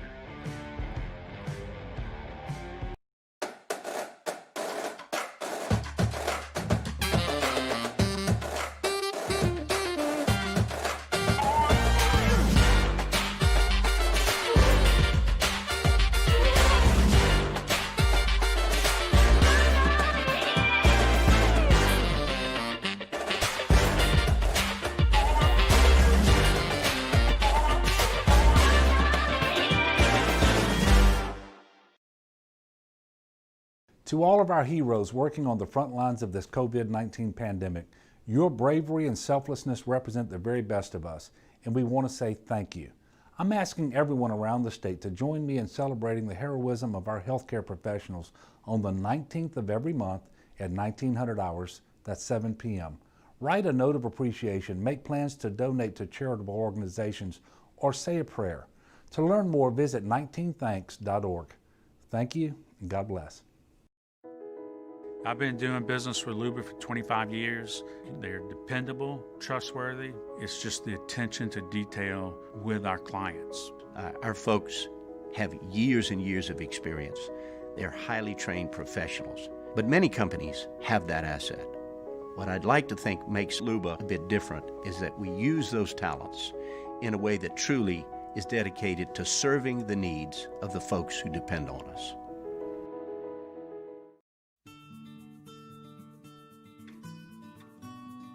This is a house call. This is a follow-up appointment. This is a diabetes checkup. This isn't just more convenient care, it's more advanced care. This is innovating healthcare at Louisiana's #1 hospital, Auctioner. Windows, doors, siding. Call 288-8138 or visit reliefwindows.com. ESPN Baton Rouge, New Orleans, Alexandria. I'm glad you're rolling along with us. Appreciate Brandon Holly and our friends over at Relief Windows, Windows, doors, siding, Relief Windows, and reliefwindows.com. Lifetime warranty on labor, material, and glass breakage. Reliefwindows.com. A couple of tidbits here on the NFL that I want to get to. Thanks again to David Brewerton for joining us, head coach at Zachary. Of course, his rising senior wide receiver Chris Hilton commits to LSU over the weekend, and he's got a rising sophomore quarterback in Eli Holstein, who's got an LSU offer for the class of 2023. We talked a bunch about that, but also talked just about the season. And I think Brew said it really well. He said, he sure hopes there's a season, which I think everybody does. But when I asked him about what parents are saying, he said, look, parents express their concern, but I think overwhelmingly the feedback that he's getting is that we got to find a way to continue on with our lives. And I think that's kind of been, I hope, the point that I've expressed most throughout the COVID-19 pandemic. And it's a very difficult balancing act because I have the utmost sensitivity to everyone who's been affected by it medically because my family's been affected by it medically. Many of you know my son Drew is 6 years old, and from the day he was born with a bad heart and one lung, and spent 9 months in the NICU and has had 8 surgeries, we are always hyper aware. I mean, we are a family that has kept our son away from large gatherings in public places and all. Like it has completely affected our lives. But we've lived with this for since the day he was born. So I can directly sympathize with people who have been affected by it because our life has been affected as well. But the thing that we've done over Drew's life is figure out a way to continue living our lives amid a constant threat. And that's something I think a lot of people are experiencing, not everybody, but a lot of people are experiencing for the first time, like being hyper aware of a threat that exists. But that's a forever state for us. We're always in that mode. Like even before all the shutdown with COVID-19. I mean, anytime we'd go to a restaurant with Drew, before we even pull him in, like we'd get out Clorox wipes and wipe down the table, wipe down his chair, like, because you never know. I mean, that's the way we've always lived our life with him. So I think a lot of people are experiencing that for the first time. It's something we're just very accustomed to, but you have to find a way to go on living your life. You can't just put yourself in a box forever. I think that's what Brew was saying. I think that's the reality many Americans are coming to, is that while I do think there are people who are being completely irresponsible, that's their choice to do that. And it is going to negatively affect others, and that's very disappointing. But I also think we collectively as a country have done a great job in being more proactive in the way we protect ourselves and our families and others. And you're going to see the number of positive cases increase. The question is, are the severe cases increasing or not? The death rate has decreased, which is fantastic news. I was talking to an intensivist, an intensive care doctor at one of the largest medical centers in Louisiana. I don't want to say which out of protection for that person, but this person told me that when they were working ICU in April and into May, they had 60 COVID ICU patients a day. They were at capacity. Now, even with this bump, there's 4 COVID ICU patients. That's not to say that any is less significant than the other, but it's naive not to notice that even with the spike in cases, the severe cases aren't there. And that's important. That's an important annotation. So I think that's kind of what, I don't want to speak for Brew, but I think that's what he was saying, which parents are expressing to what many people have expressed is, yes, absolutely, we got to take precautions and we got to make sure that we're protecting people, but you also got to find a way amid that to move on with your life. So I think that's what many sports leagues are trying to do right now is navigate those uncertain waters. And my hope is that we do have seasons. I hope the NBA plays. I hope Major League Baseball plays. I want there to be a football season in some form or fashion, and whatever whatever degree that people are comfortable. I mean, I'm not trying to tell you that a Twitter poll is a be-all, end-all, but we did our sort of town hall last week, and still 70% of people said they would attend a game if allowed this fall. So I think overwhelmingly you're seeing people saying, look, we've seen COVID now, and people who need to protect themselves will, and those who are willing and able to go somewhere sort of willing to take a risk. And I think that's kind of where most people are right now. So, I mean, my sincere hope is that the spike we're seeing right now, when this levels, we see a renewed sense of optimism, which we should see, because I think overwhelmingly, even with the spike in number of cases, we're seeing a reduction in the number of critical cases, intensive care cases and hospitalizations and mortality, which is overall a very good thing. So one thing that we may see on-field change this year for the NFL is practice squad eligibility. So the new CBA rule has changed practice squad eligibility so that each team can have 2 players on the practice squad with an unlimited number of accrued seasons. Well, that number might be increasing. So already bumped from 10 to 12 for 2020, it's widely expected that number is going to push even higher due to the pandemic. Packers CEO Mark Murphy, remember that the Packers don't have an owner, a traditional owner per se.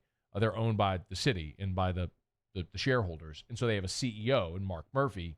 And Mark Murphy writes a monthly column for the team's website. And he wrote, quote, "We're absolutely considering increasing the practice squad this year to give teams more roster flexibility during the pandemic. These discussions are part of our negotiations with the NFLPA, but I do anticipate the practice squad will be increased this year. We are also considering changing the eligibility rules for the practice squad, again, to provide more flexibility, especially for teams to sign more veteran players to the practice squad." So after you have a certain amount of accrued seasons in the NFL, you're no longer eligible for the practice squad. So the idea is typically it's a place to stash young players, develop them until maybe signing them to your 53-man roster. But this is saying they might allow for more veteran players on a practice squad so that you can have guys readily available on your roster that if you have a positive test or an injury, someone who's a more veteran player could take their place. So expanding the rosters is logical, right? Can we all agree to this? Like, can we all in this moment collectively agree that having more players on an NFL roster is a good thing? In case of, not just in COVID, but if there's injuries or whatever. If you have more players, more options, that's a good thing, right? Instead of carrying like 6 or 7 active offensive linemen on a game day, to have extra linemen, like that's a good thing, right? Instead of only having your starter and then your backup quarterback, and your emergency might be like a running back who played quarterback in high school. Or remember when Tom Tupa for the Jets? Do y'all remember this back in the day? Tom Tupa was the punter for the Jets who also happened to be the emergency quarterback and like wearing punter shoes had to play quarterback for the Jets in an actual game back in the day. Like, that's absurd. So why is it that way? And, oh, by the way, also, what if you could play more players and preserve the health of your players by having them take fewer snaps? Makes sense, yeah? Well, why don't we do that? Why don't you go ask your boss if he's good with hiring 10 more people at his company or her company? Hey, I think we'd be more productive and better overall if you hired 10 more people. You know what the answer you're going to get? You going to pay for that? Same in the NFL. It's just scale, whatever size company you're talking about. If it's a company of 10 employees or if it's an NFL franchise, doesn't matter. If you're still talking about bringing on 2 new employees, 10 new employees at whatever salary it's going to be, you're still talking about a 7-figure financial hit for an NFL owner if they're going to have to pay more guys on their practice squad. So who's going to pay for that? That's why owners have always pushed back. Why are owners pushing back against Sky Judge? Because they'll have to pay for another official every single game day to be in the booth. That's 16 more officials per game day, per Sunday. I mean, that's 16 more salaries, 16 more benefits, all that sort of stuff. Who's going to pay for that? The owners? Well, no, I'm good. We're good. We can make it work with 15, right? I hope they do. It looks like it's going to happen this year, and maybe that might be one of the unintended positive consequences of COVID. And like, there's a lot of things. The pandemic is not a positive thing, but in the face of adversity, many times we have to find solutions. And what this has done for all of us in our working environments and in our lives, it's forced us to find alternatives. Think about how many companies are going to be more productive now because they found Zoom and other things that virtual Zoom, bro. I saw you reaching for the button, dude. I didn't know if you were paying attention. I was like, is he really going to get it? Because we found video teleconferencing like Zoom. Oh, Musso! What'd you do? Virtual Zoom, bro. What was that? Damn, buttons are too small. Oh, he's blaming if you're buttons. off by like a friggin' inch with these. An inch is significant on a screen, man. That's the difference. It's a quarter inch is the difference between like minimizing a screen and Xing out of a screen on a desktop. It's about attention. Are you sure that the mornings aren't affecting you already? Good. It's just day one. Good. Do you need a Reign energy drink? No, I'm good. It's delicious. You can find your favorite, like mine, is a Lemon Heads. I love Lemon Heads. Huh. Tastes like Lemon Heads, like the candy. It's fantastic. Let me know if you need one, Muse. Tart. Very tart. Muso. I'm good. No, it's not tart like that. So maybe it's not a great comparison then. Okay. You get the lemon flavor, but I'm with you. And I don't really like is it tart. more like a lemonade flavoring type? Kind of. Yeah, you know what? So this is like everybody's got their weird party trick. Like T-Bob's is he can do a full split. It's 300-pound man can do a full split. It's bizarre, but he can like just drop down without warming up and just do a full split. Do you have a weird party trick? I was talking about something. I don't know what it was. It doesn't really matter.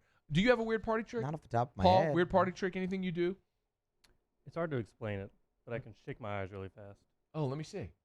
You had to be, like, right up on me. Well, look, put that camera. I mean, you have the camera controls, so put that camera, like, super zoomed in on. Like, will the I'm curious if, because it's dark over there too.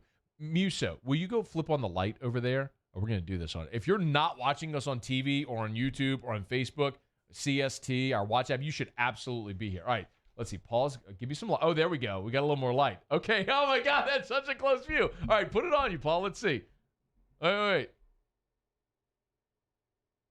All right, here we go. Let's see. All right, here we go. You can kind of see it. Yeah, you can kind of see it a little bit. Kind of see it. Like it's almost like you're flexing your eyes. Yeah. I wonder if I could do that. My weird part. This is where I was going to. My weird. How did we get to weird party tricks? I don't know. What were we talking about? We were talking about the lemon head, but it's not tart. Oh. And if I drink something really tart, my head instantly breaks out into sweat, like heavy sweat, like need a towel to wipe off my head sweat. That sounds more like an inconvenience. I have a bizarre reaction to something that's super tart. I mean, if you go to Chick-fil-A or Raising Cane's, either one of them, both are fantastic. I prefer Cane's. But if you go to either one and get their lemonade, if I take like a sip of it, my face and my head just... Oh, that's terrible. Like a river. Like I just put my head in the shower. It's bizarre. I'd be so upset if that happened to me if I drank Cane's lemonade. Yeah. It does it to me. Something super... Like, I know if a margarita is too tart for me because if I take the first sip of a margarita and my head starts sweating, it's like, okay, this is just not going to work. Because by the time I finish this, I will look like I got out of a pool.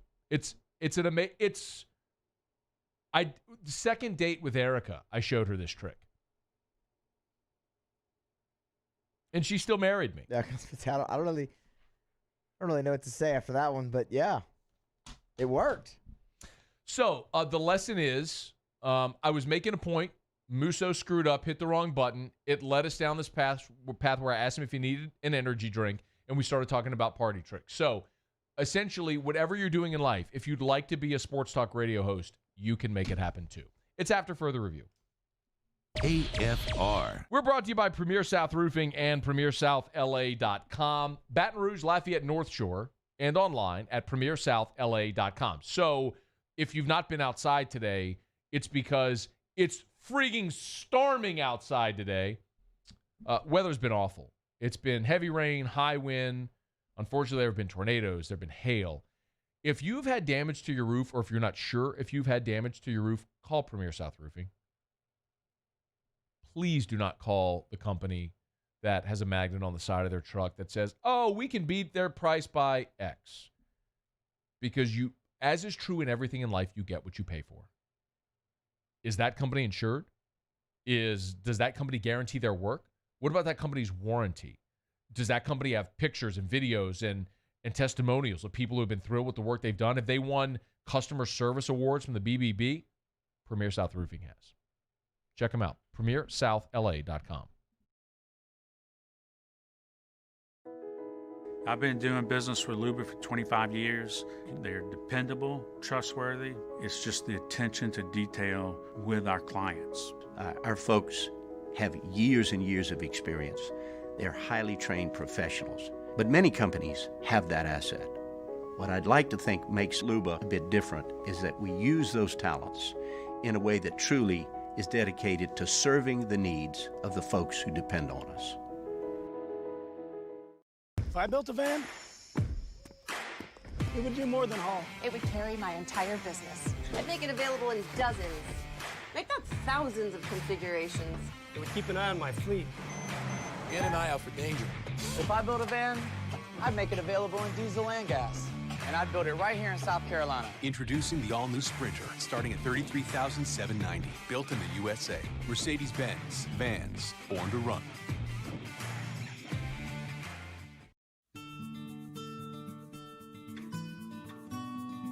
This is a house call.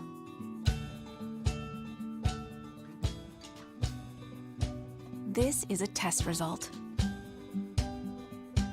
This is a prescription refill. This isn't just more convenient care. It's more advanced care. This is innovating healthcare. Start your virtual visit today at Auctioner Health.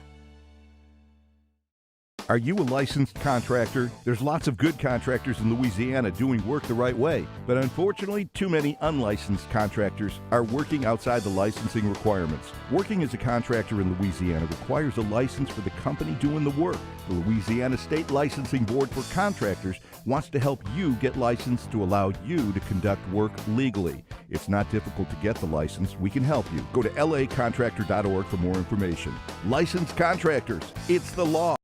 Richards Honda is constantly looking for smart ways to make things easier for you. So we created our buy from home option. It's the easiest, most convenient way to shop for a car, all from the comforts and safety of your own home. Just log on to richardshonda.com, click on the buy from home button, and with a few simple steps, your new or pre-owned car will be ready for pickup or delivered right to your door. It's fast, easy, and smart. Try it today at richardshonda.com. Gulf Coast Bank and Trust is a local bank with a straightforward philosophy. It's about doing the right thing for our customers. Participating in our community with annual local fundraisers. Offering individual attention in a modern banking atmosphere with a trusted local company. Gulf Coast Bank invested in technology with a local touch, giving our customers the power to bank anywhere, anytime. We're building relationships through personal service as the bank that cares about you. Gulf Coast Bank and Trust, the bank that cares about you.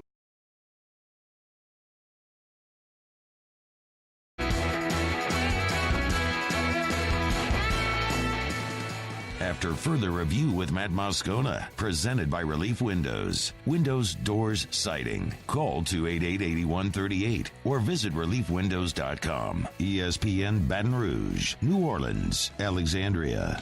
ESPN's FPI has updated their projection for every LSU game this year. Get to that in just a second. I'll do this very quickly. I don't want to really bog down in it, spend a bunch of time, but this is super significant. It looks like the Redskins are going to change their name after decades of debate and prodding by Native American groups. It looks like it's going to happen. Here's Adam Schefter. Matt, the Redskins have been in discussions with the NFL. You mentioned the fact that this also is a money decision, and FedEx wanted the Redskins to change the name. Nike seemingly pulled the merchandise off its website. And the other big sponsor of the Washington Redskins is Pepsi. We were waiting to hear from Pepsi. It has not said anything publicly just yet, but obviously it seemed like that was going to be the third domino that was going to fall. And if you've got your three big sponsors all showing resistance to you continuing on with a name that in these times seems very insensitive, then it looks like change must come. And when the Redskins make that announcement this morning, Matt, that say they're going to have a thorough review of their name, you don't make that announcement unless you intend to make a change. Change is coming to Washington. I do not expect that team to be called the Redskins this season. And now the only question that remains is, what will they change the name to? How appropriate that Schefter was talking to a SportsCenter anchor named Matt. It sounded like he was talking to me. I should have just played it that way. The very obvious answer is the Washington Sentinels, is it not? Branded. Yeah. People are familiar with it. Uniforms don't stink. It's the Washington Sentinels. I mean, it's Jane Falco. The movie The Replacements. The Washington Sentinels. Name something better, please. I mean, I've heard some people say, well, what about the Washington Senators, like the baseball team from back in the day? That was the baseball team. That was the baseball team. I mean, and look, well, New York had the football Giants and the baseball Giants. Nope. I get there's some of that, but I'm with you. I agree. Like, isn't this an easy decision? Isn't it the Washington Sentinels? My goodness, like the Mighty Ducks. They were a fictional team in the movie and became the real team. Why is this? We've seen this happen before. Like the Washington Sentinels. This is it. It's done. What do you like? I've heard people say like the Washington Lincolns or the Washington Jeffersons or the Washington. I'm like, the Washington Monuments. I've heard people say like, okay, what are we doing here? The Washington Sentinels. We've seen it. It worked. Everyone loves the movie The Replacements. It's familiar. It's branded. We've seen it before. The uniforms are clean. Do it. And get Keanu Reeves to go out there and No. Get him out there. Guest coin toss guy Okay, that's for the first fine. game. If you were going to play. If you were going to suggest putting him in a uniform, then we're going to have an issue with that. Like that's just not practical. But the Washington Sentinels, That has to happen. You want to make this our Twitter poll for the day? Sure. What other suggestions? World. Thank you, Juice. What other suggestions have people made? I've seen senators. I saw the red tails was pretty I saw that as popular. well. Red tail. So, and the idea with the red tails would be like a war plane, right? Yeah. With the is I don't know the history behind that. Were there like pilots that were known as the red tails because of their plane? I'm sure. Or is that just something? Yes, I don't so know they've off the top changed of my basically. head. What I've seen is they basically changed the Redskin logo, like the head of the chief, to like wearing a like one of those leather pilot's caps. I don't know what to call them from back in the day. We wear the goggles and all. So I have seen that, the red tails. You already have the Jets, though. You don't need 2 plane mascots. I mean, I understand that, but there's also like different animals. You have birds. Think about all the birds you got. You got falcons, and you got cardinals, and you got blue jays, and you got birds, hawks. There's a lot of, so it's hard to avoid. I mean, you run out of mascots at certain points, but I think this makes sense. It makes very, very much sense. So, anyway, they're changing the name. What should it be? Sentinels. How about just the yes or no? Okay. Should the Washington NFL franchise change their name to the Washington Sentinels? Yes, no. Perfect. I'm curious if there would be some type of I don't know if there is a trademark. Like, does the whoever made that movie, do they have the Washington Sentinels trademarked? I don't know, but it would seem very easy to be able to get around that. I would hope anyway. Let's hope so. All right. It's after further review. ESPN has their football percentage index, the FPI that they call it. And they've updated their projections for LSU in 2020. So if you're not familiar, FPI basically takes a whole bunch of different metrics like returning players, recruiting classes, stats, returning production, etc. They use it, and then they simulate the season thousands of times, and blah, they spit out results. And sometimes it works out well, and sometimes it doesn't. Like in 2018, FPI had LSU going 5-7. That didn't really work out so well. They went 9-3 and wound up winning the Fiesta Bowl to finish 10-3. So sometimes, strikes and gutters. So FPI has updated their season prediction for LSU's 2020 season. So they've got right now LSU as the 6th best team in college football.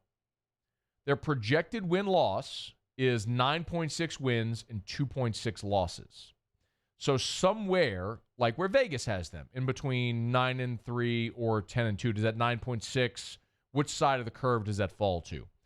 Only a 1.9% chance of going undefeated and a 13.9% chance of winning the SEC.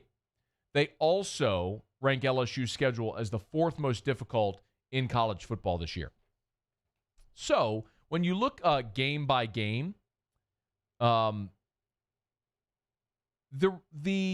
projections are not altogether surprising, but there are some interesting tidbits. So, like, for example, LSU's got a 99.3% chance of beating Texas San Antonio September 5th, obviously. LSU's got a 70% chance of beating Texas, 97.6% chance of beating Rice. When you get into the conference games, 91.7% chance of beating Ole Miss should not be that. I mean, that projects obviously is not a great year one for the Lane Train. At Florida is interesting because that's a game where I think LSU is going to be an underdog when they go to the Swamp. But FPI gives LSU a better than 50-50 shot of beating Florida. 54.4% chance of winning in the Swamp. Clearly, they think Arkansas is going to be poo-poo as LSU on the road in Arkansas. Sam Pittman's first season, they give LSU a 91.4% chance of beating Arkansas in Fayetteville. 96% chance of LSU beating Mississippi State and Baton Rouge. So essentially, they're not seeing much movement at all, FPI, from the first-year coaches in the SEC.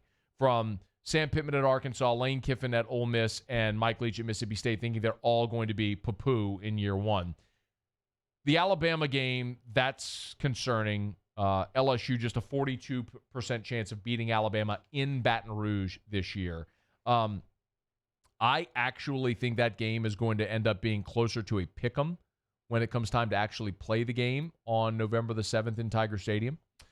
I think that's what Vegas will ultimately show, and I think LSU has a fantastic chance of winning that game outright. But like we've talked about, that stretch in November is going to make or break LSU season. And when you look at the metrics, it kind of looks like that. So you'll start with Bama, where you've got a 42% chance of winning that game. Then you play South Carolina, where LSU's got a 92% chance. So that's, of the four, the probability is the greatest with South Carolina. But then you're on the road back-to-back weeks at Auburn and at Texas A&M. Coin flip against Auburn, 50%. And then at A&M, LSU has a 62% chance of winning in College Station. On paper, I get it. That makes a lot of sense. The biggest question I have is when LSU gets to November 21st at Auburn, November 21st at A&M, how much gas do you have left in the tank? When you've played 4 consecutive conference games and you finish the season at Auburn, at A&M, and when at Auburn is going to be a slobber knocker like it always is, and then you have to, a week later, go on the road again to College Station, how does that look? That, for me, is going to be the most interesting part of the season for LSU, is what does November look like? It is worth noting, though, and this is the thing that, for me, is most encouraging about that A&M game.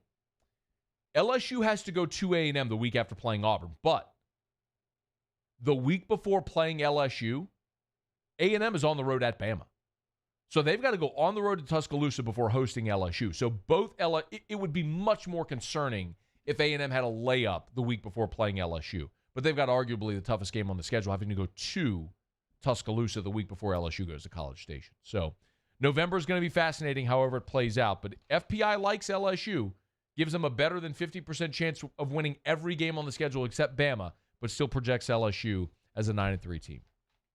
All right, it's After Further Review. Glad you're with us. We're brought to you by Relief Windows. Let me knock out. Oh, God, we're late. Last break. Musso will have This Day in Sports next. AFR. If you need dinner plans tonight, make tonight an Ichiban night. Essen near Perkins Airline Highway in Gonzales. Congratulated Carriages earlier in the show. Got to congratulate Ichiban as well. Last week, Best of 225 awards came out, and yet again, Ichiban won the Best Sushi category for the best sushi, as voted on by you in the Best of 225 awards. 2 locations in the greater Baton Rouge area. You've got Essen Lane near Perkins, right there at the corner of Essen and Perkins, in the Ichiban Square Shopping Center. And then, of course, Airline Highway in Gonzales. 2 locations. Both dining rooms are open. Carry-out is available at either, but online ordering and curbside to go available at the original location, the Essen Lane location only, where you can go to the website, place your order, pay for it, designate what time you want to pick it up, and they'll bring it out to you. It's Ichiban. Voted by you, the best sushi and the best of 225. Make tonight at Ichiban night. Here at Corval Toyota, we don't just sell cars, we buy them too. Bring your car in so we can see it, and within minutes, you can turn your car into cash or trade it in towards your next vehicle. It's a fast and easy process. We buy your car at Corval Toyota in Opelousas, Happy Town, USA. Sports wouldn't be the same without the die-hard fans. That's why we're highlighting the fans that do the most. 104.5 ESPN Baton Rouge brings you the Citizens Bank Fan of the Week. Check it out at 1045ESPN.com, the Citizens Bank Fan of the Week. Gulf Coast Office Products is a nationally recognized Savin office equipment dealer based right here in Louisiana. Over 100 employees strong, Gulf Coast has the boots on the ground to support all vertical markets, from education, engineering, legal, and finance. With the latest in office technology, from desktop to production segment units, Gulf Coast and Savin have the perfect fit for you. Call 225-756-2644. That's 756-2644 for Gulf Coast Office Products. Gulf Coast Bank and Trust is a local bank with a straightforward philosophy. It's about doing the right thing for our customers. Participating in our community with annual local fundraisers. Offering individual attention in a modern banking atmosphere with a trusted local company. Gulf Coast Bank invested in technology with a local touch, giving our customers the power to bank anywhere, anytime. We're building relationships through personal service as the bank that cares about you. Gulf Coast Bank and Trust, the bank that cares about you. At All-Star Toyota, you get it all. If you're in the market for an all-new Toyota vehicle, come see our friendly and knowledgeable sales team at All-Star Toyota. Located in Baton Rouge at the corner of Airline and Goodwood, we've been serving our community since 2005 by offering a large selection of new Toyota cars, trucks, and SUVs. Get behind the wheel of your dream car and take a test drive at All-Star Toyota today. Crime has serious consequences, but anyone can make a mistake. If you find yourself in trouble with the law, know that you have rights, and it's okay to demand them. The law offices of O.C. Brown are here to protect you and your rights. Felony or misdemeanor, DUI or drug charge. No matter what crime you're accused of, you still have rights. Let the law offices of O.C. Brown uphold them. Call 225-343-1111. Your law firm for a lifetime. Service Mastery Elite create clean, disinfected work environments. As a local business, we take pride in serving the New Orleans and Baton Rouge areas. Our cleaning protocols follow CDC and OSHA standards for healthcare settings, offices, senior living, restaurants, and industrial plants. Contact Service Mastery Elite to get your operation ready for reopening with germ disinfection cleaning. Service Mastery Elite, the trusted choice in professional cleaning since 1996.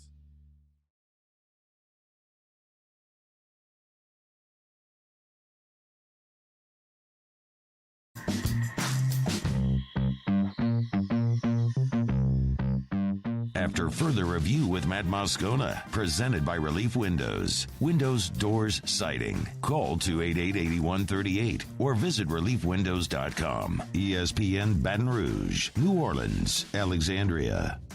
Shout out Charles Hannegriff, who just texted me, and also Yo It's Joe on Twitter.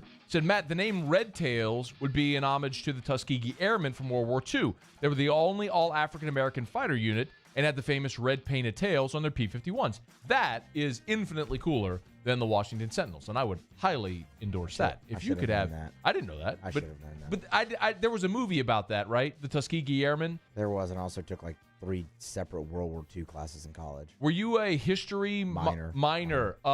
Musso fails again. Yeah, I should have known that. I'm going to give you a chance to fail yet a third time. Here you go. Musso, this day in sports. All right, yeah. July 6th here. There it is. 1933. Major League Baseball held its first All-Star game. Oh, How about that? wow. Yeah. Look at that picture. That's fun. How about that? It was billed What as... year was this? 33. 33. Okay. Billed as the game of the century because every big game is billed as the game of the century. Sure. It took place at Comiskey Park in Chicago. See the Bambino back there? Oh, he had a good day, too. We're getting to that. He did.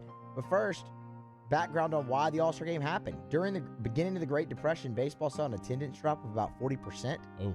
And Chicago Tribune editor Arch Ward came up with the idea of the All-Star Game to help entice people back into the ballpark. Who's the guy in the suit in the picture? My guess is the commissioner of baseball. Could be the president. Could be the president. The governor of Illinois. Maybe. Mayor of Chicago. Babe Ruth hit a 2-run homer in the game, though. Better believe he did. And it was the deciding homer. American League beat the National League 4-2. Take that, National League. How about that? So from the beginning, they were already losing. Bragging rights. July 6, 1956, Major League Baseball introduces the Cy Young Award, honoring the best pitcher in each league. However, for the first 10 years of the award's existence, it just went to the best pitcher in Major League Baseball overall, not in the separate divisions. That did not start happening until 1967. But Don Newcomb of the Brooklyn Dodgers won the first Cy Young Award. Newcomb went 27-7.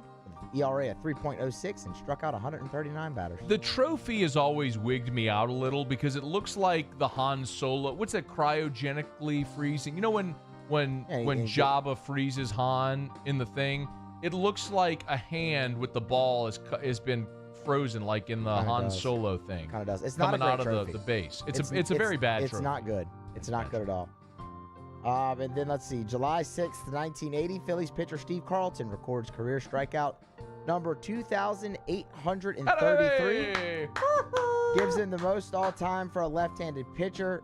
Tony Scott of the Cardinals was the batter who struck out. Carlton, of course, finished his career with 4,136. Of course. Strikeouts. Of course. Which is still the most by a left-handed pitcher. Of course. You say, of course, like everyone knew that number. Yeah, of course. But he knew that damn number. Everybody did. Of course. 100%. Hey, Paul, how many strikeouts did Steve Carlton finish? I don't know. Yeah. 4,136, Paul. That's this day in sports today. All right. R.I.P. Sports R.I.P. Today. Pay homage. Speaking of R.I.P. to sports today, Jimmy Ott starts a game night with Jimmy Ott tonight following us on 104.5 ESPN Baton Rouge. So if you're listening to us in Baton Rouge and we go off air at 6, the Otter will take it from there. But Jimmy's going to join us in the way we used to do Handoff Hester, but Jimmy's going to join us in the final segment for a couple of minutes, and I'll ask for Jimmy Ott's Lock of the Night. Lock of the Night. There's a lot of people listening who probably aren't familiar with Jimmy's shows from back in the day where he would do the Lock of the Week. They still do Lock of the Week, but he would go, Lock of the Week, Lock of the Week. Does he still do Lock? Does he say it like that still? Good. Fantastic. So he'll do his Lock of the Night. That's coming up in about an hour. Stick around. Hour 3 of AFR is next. AFR. Brought to you by South Point Volkswagen. SouthPointVW.com. New and certified pre-owned in Baton Rouge and online at SouthPointVW.com. Y'all, 6 years. 6 years. Volkswagen is offering its buyers 0% APR for 72 months. 0% APR for 6 years on most of their new VW models. If you're in the market for a car, if you might be in the market for a car, if you've ever thought about buying a Volkswagen, if you've never thought about buying a Volkswagen, the time is now. 0% APR for 72 months right now at South Point Volkswagen. New, certified pre-owned, if you're in Baton Rouge, or shop them online at southpointvw.com. Louisiana's largest volume Volkswagen dealer is South Point Volkswagen. What's your direction? Gulf Coast Bank and Trust is giving our customers the power to bank anywhere, anytime during this challenging event. And we're right there with you. Our mobile banking app is a smart way to manage your money and time. Gulf Coast Bank and Trust, the bank that cares about you. Our family of restaurants are fired up, and we can't wait to see you safely. Little Village Downtown. Call or go online for offerings and hours. Palermo Ristorante. We're serving great food right now. Little Village on Airline. Reward yourself. Stabs in Central? Nice. Stabs Prime on Jefferson. Steak or seafood? Introducing Sammy's Grill on Highland Road. We're socially responsible from a distance. Gulf Coast Office Products is a nationally recognized Savin office equipment dealer based right here in Louisiana. Over 100 employees strong, Gulf Coast has the boots on the ground to support all vertical markets, from education, engineering, legal, and finance. With the latest in office technology, from desktop to production segment units, Gulf Coast and Savin have the perfect fit for you. Call 225-756-2644. That's 756-2644 for Gulf Coast Office Products. At All-Star Toyota, you get it all.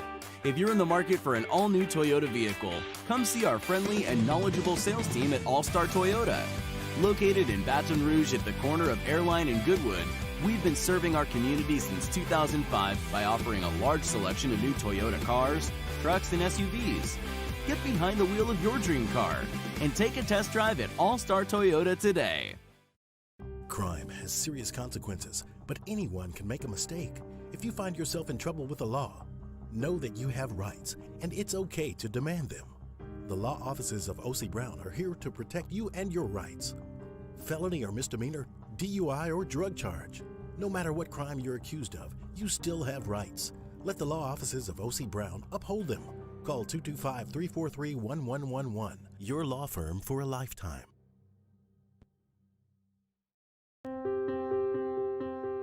This isn't just another day. It's so much more. Kelly's life was put on hold when her auctioneer primary care doctor discovered a rare blood disorder. Her doctor connected her to an auctioneer care team of cancer, heart, and kidney specialists.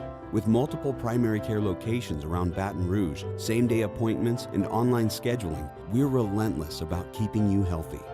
Auctioneer Baton Rouge, innovating healthcare for Kelly. Visit Bayou Ford for a new 2020 Ford F-150 for only $30,400 with 0% for 72 months. And all new Bayou Ford vehicles come with a 1 million mile powertrain warranty.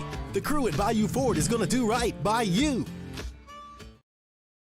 Gulf Coast Bank and Trust is a local bank with a straightforward philosophy.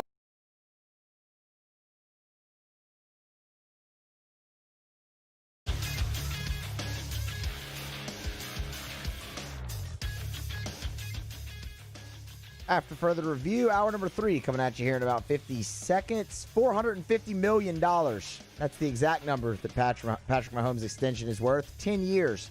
Keep him on the Kansas City Chiefs roster through 2031. There's also an injury guarantee in this contract that's worth $140 million, sources tell ESPN's Adam Schefter. The Major League Baseball will announce their schedule tonight, 6 p.m., MLB Network. If you're interested in watching, that's where you can look at their schedule reveal. We'll finally figure out if games will begin on July 23rd or the 24th.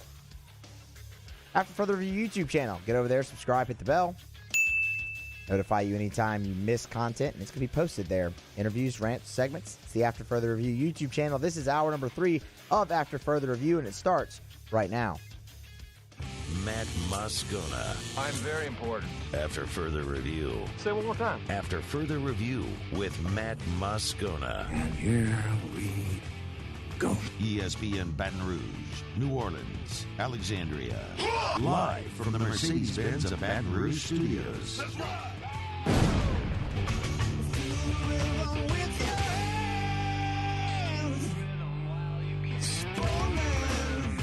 Hour 3 off we go. Welcome aboard. Glad you're with us. AFR. Presented by Relief Windows. I'm Matt. Love you, Matt. Paul O'Neill. They're chanting Paul O'Neill's name. And Miuso. We're here. Glad you are as well. Get out there. Make it a good one. You can watch us on CST, on the 104.5 ESPN YouTube channel, on Facebook Live. Of course, you can always tweet us at Matt Moscona or email matt@1045espn.com. Gigantic recruiting haul for Ed Ogeron this weekend. Of course, it started last week for the Tigers. Get a big edge rusher out of the D.C. area. And then on Friday, July the 3rd, Chris Hilton of Zachary commits. A day later, on the 4th of July, Keanu Koht, a defensive end edge rusher from the state of Florida, commits to LSU and to Ed Ogeron. I want to give you some thoughts on those. If you missed it, hour 1, Shea Dixon was with us, gave some perspective. And last hour, David Brewerton was with us. He's the head coach at Zachary. So we talked about not only Chris Hilton, but he also talked about his quarterback, Eli Holstein, who has an LSU offer for 2023. So Tigers get 2 commits, Chris Hilton and Keanu Koht, over the weekend. Hilton is the 5th best wide receiver in the country, as rated by 24/7 Sports. He's the 3rd receiver commit already in this class for LSU. Deion Smith out of Mississippi, number 1 player in the state of Mississippi. And JoJo Earl out of Texas, who's the number 10 wide receiver in the country. So right now, LSU has 3 of the top 10 receivers in the country committed for the 2021 class. And oh, by the way, they've also got Brian Thomas, the number 2 receiver in the country, at Walker, who's a very likely LSU signee, a heavy LSU lean at this point. So Tigers are looking like they're going to end up signing, hopefully, if they keep these 4 commits and then end up getting Walker as well, or Thomas from Walker, 4 of the top 10 receivers in the country. Let me say that again slowly. It looks like LSU is going to get 4 of the top 10 receivers in the country in this class. Couple of things. Number 1, it's not unexpected with Hilton, but it's still massive. And it's massive because of who you beat to land Chris Hilton.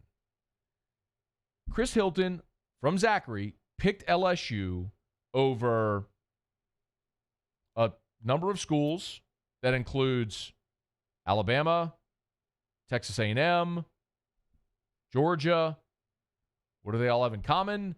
They're all in the SEC, and 2 of them you play every single year. See, when you lose out on a prospect, it's not altogether devastating because there are other fish in the sea.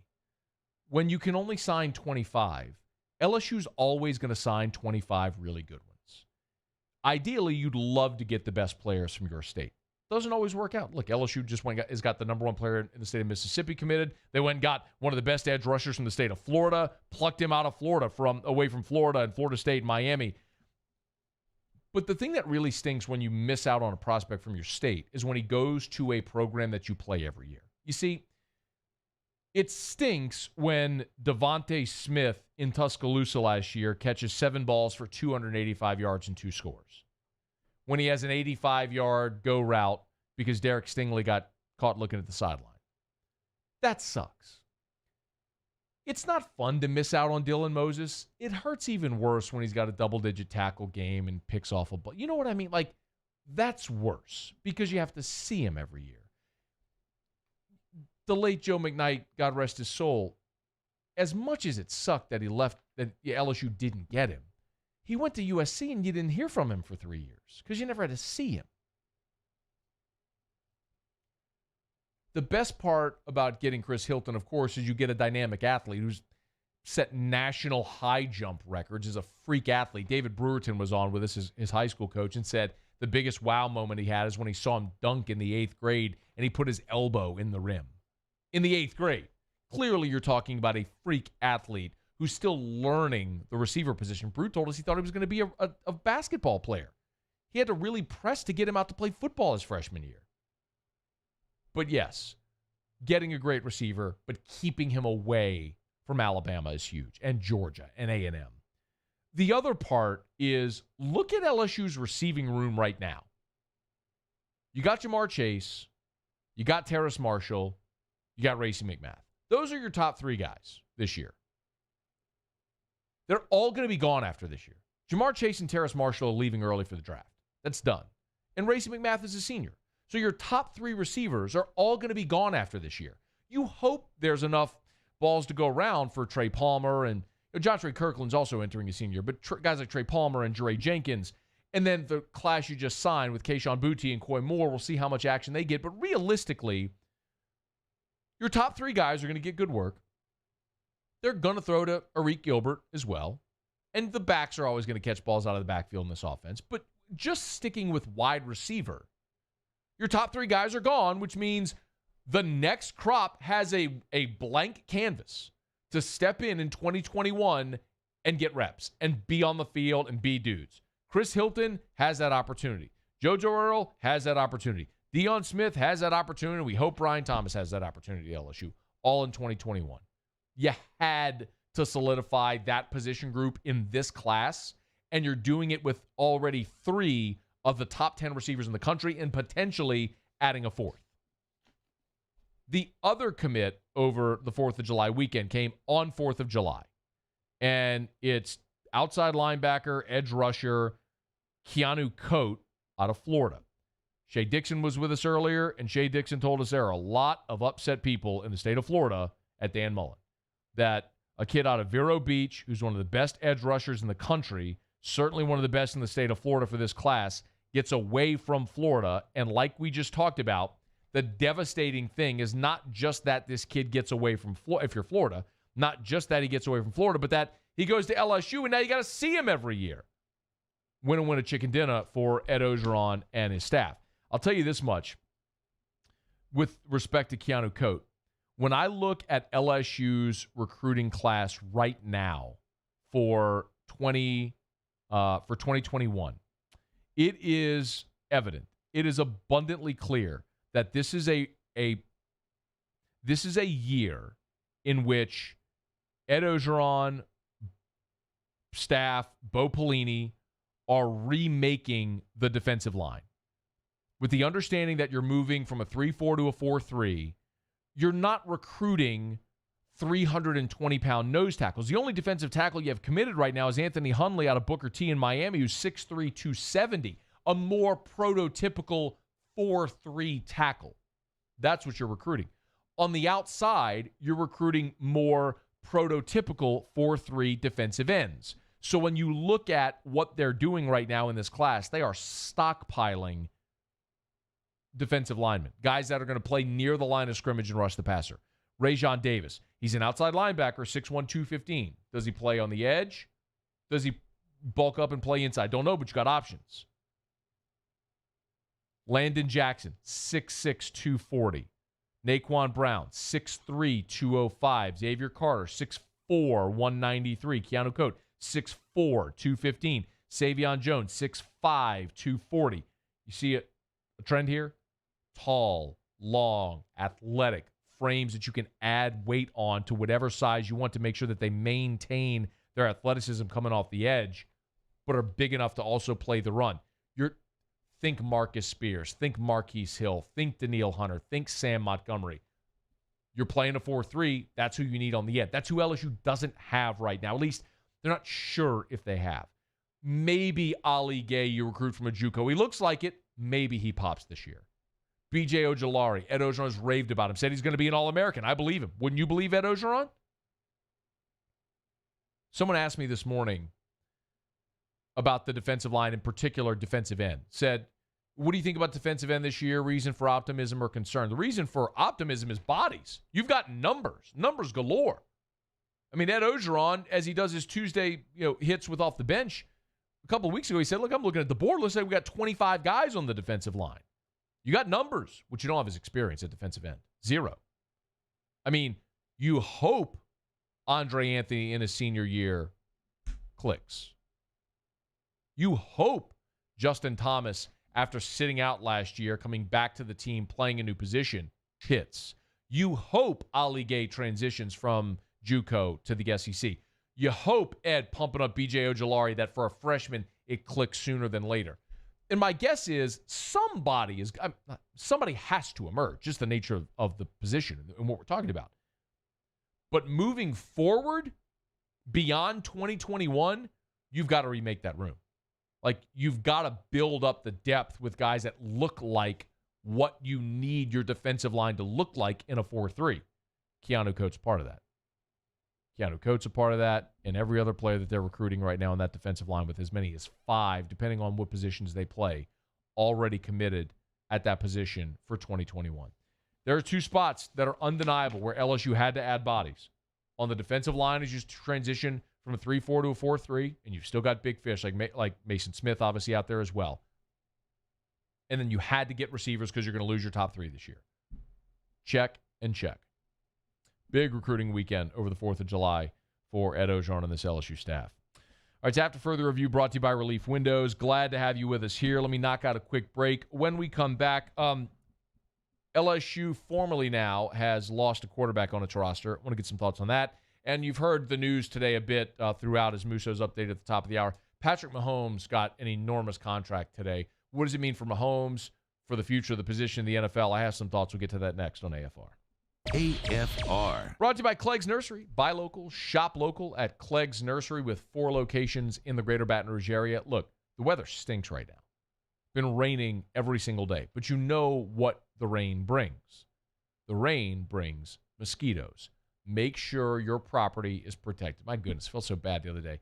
We're on the 4th of July, family was getting together, and my little niece had little whelps on the back of her knee because she'd been bitten by mosquitoes playing in the yard. And I thought, man, got to get the Spartan Mosquito Eradicator. If you want to take care of mosquitoes affordably for 90 days at a time, Spartan Mosquito Eradicator is the way to go. We have 4 locations at Clegg's in the greater Baton Rouge area. Buy the Spartan Mosquito Eradicator, $24.99. It's 2 tubes, size of track batons. You take the top off, you fill it with water, shake it, put the top back on, put it on your property line, done with mosquitoes for 90 days at a time. It's easy. I'm an idiot. I can do it. You can do it as well. It's the Spartan Mosquito Eradicator from Clegg's Nursery. Gulf Coast Bank & Trust is a local bank with a straightforward philosophy. It's about doing the right thing for our customers. Participating in our community with annual local fundraisers. Offering individual attention in a modern banking atmosphere with a trusted local company. Gulf Coast Bank invested in technology with a local touch, giving our customers the power to bank anywhere, anytime. We're building relationships through personal service as the bank that cares about you. Gulf Coast Bank & Trust, the bank that cares about you.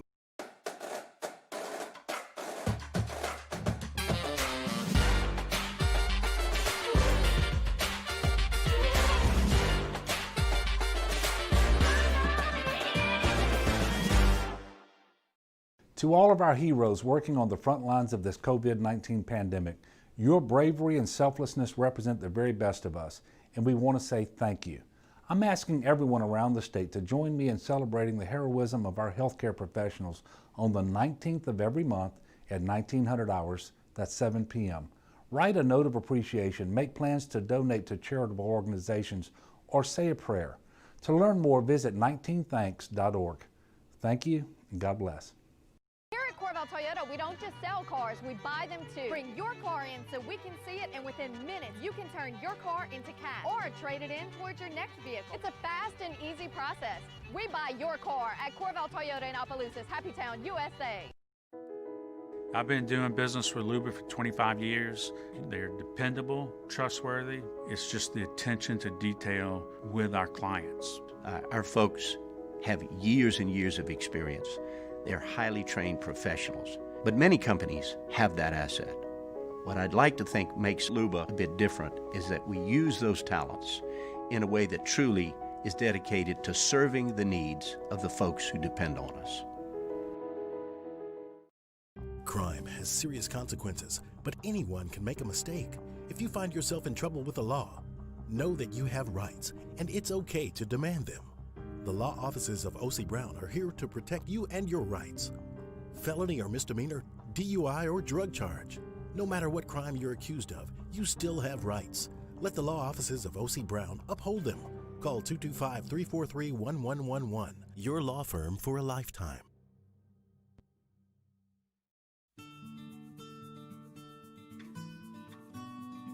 This is a house call. This is a follow-up appointment. This is a diabetes checkup. This isn't just more convenient care, it's more advanced care. This is innovating healthcare at Louisiana's #1 hospital, Auctioner.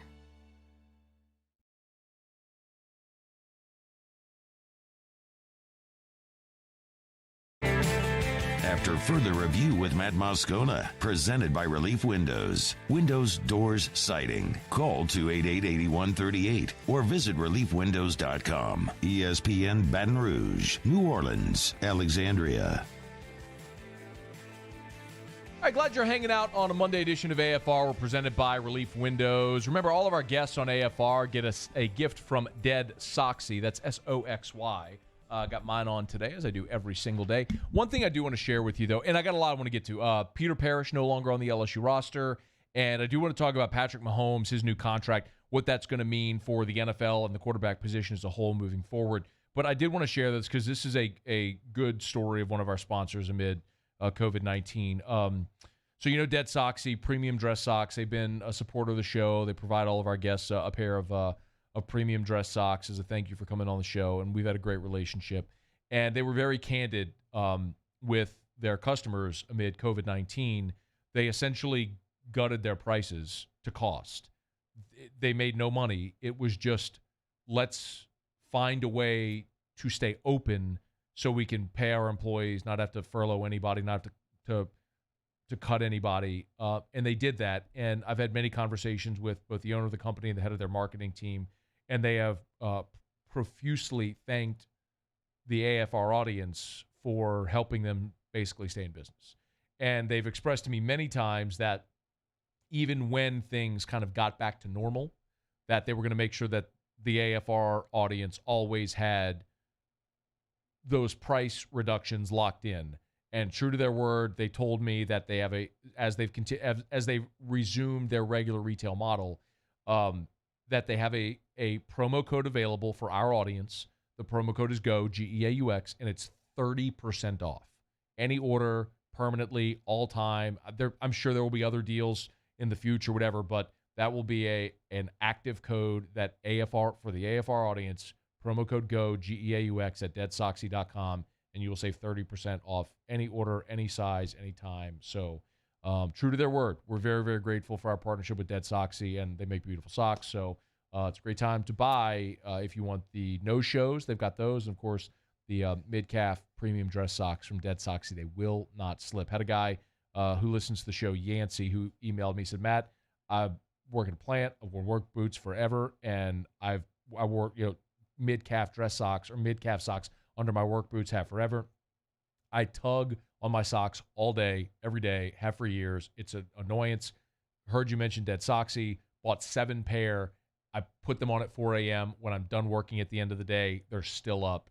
He said it just, the comfort has been incredible. So stories like those tell the tale, deadsoxy.com, and we're very, very grateful to them for continuing to make premium dress socks available at great prices for our audience. Use the promo code GEAUX, G-E-A-U-X, at deadsoxy.com to save 30%. All right, it's after further review. Peter Parrish, LSU quarterback Peter Parrish is now former LSU quarterback Peter Parrish. He had been suspended indefinitely. He is no longer listed on LSU's official team roster.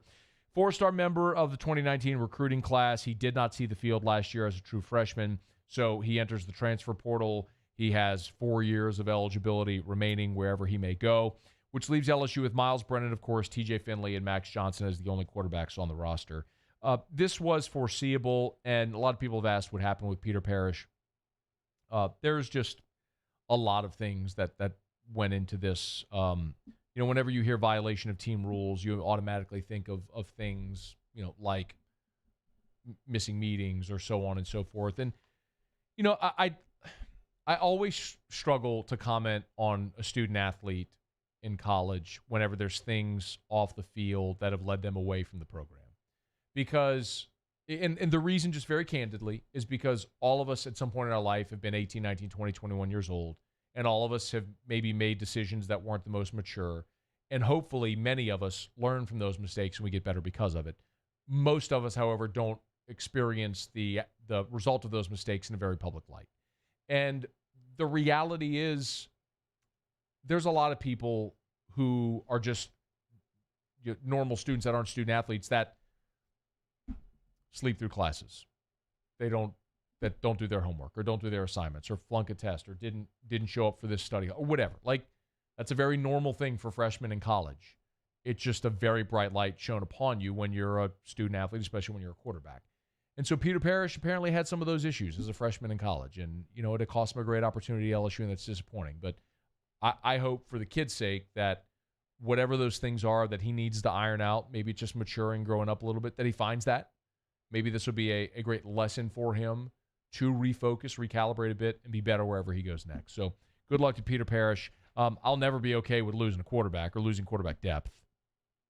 It is completely unavoidable in the modern age of college football, but we've seen how fragile that position can be.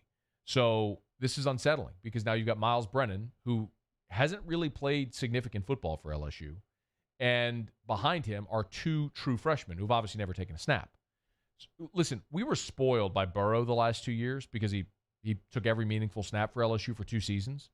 But prior to Burrow, the spot in between Mettenberger and Burrow, LSU never just stuck with one guy. In 2014, you had both Anthony Jennings and Brandon Harris. In 2015, you had primarily Brandon Harris. But in 16, you had Harris and Etling. And then in 17, you had Etling and Brennan.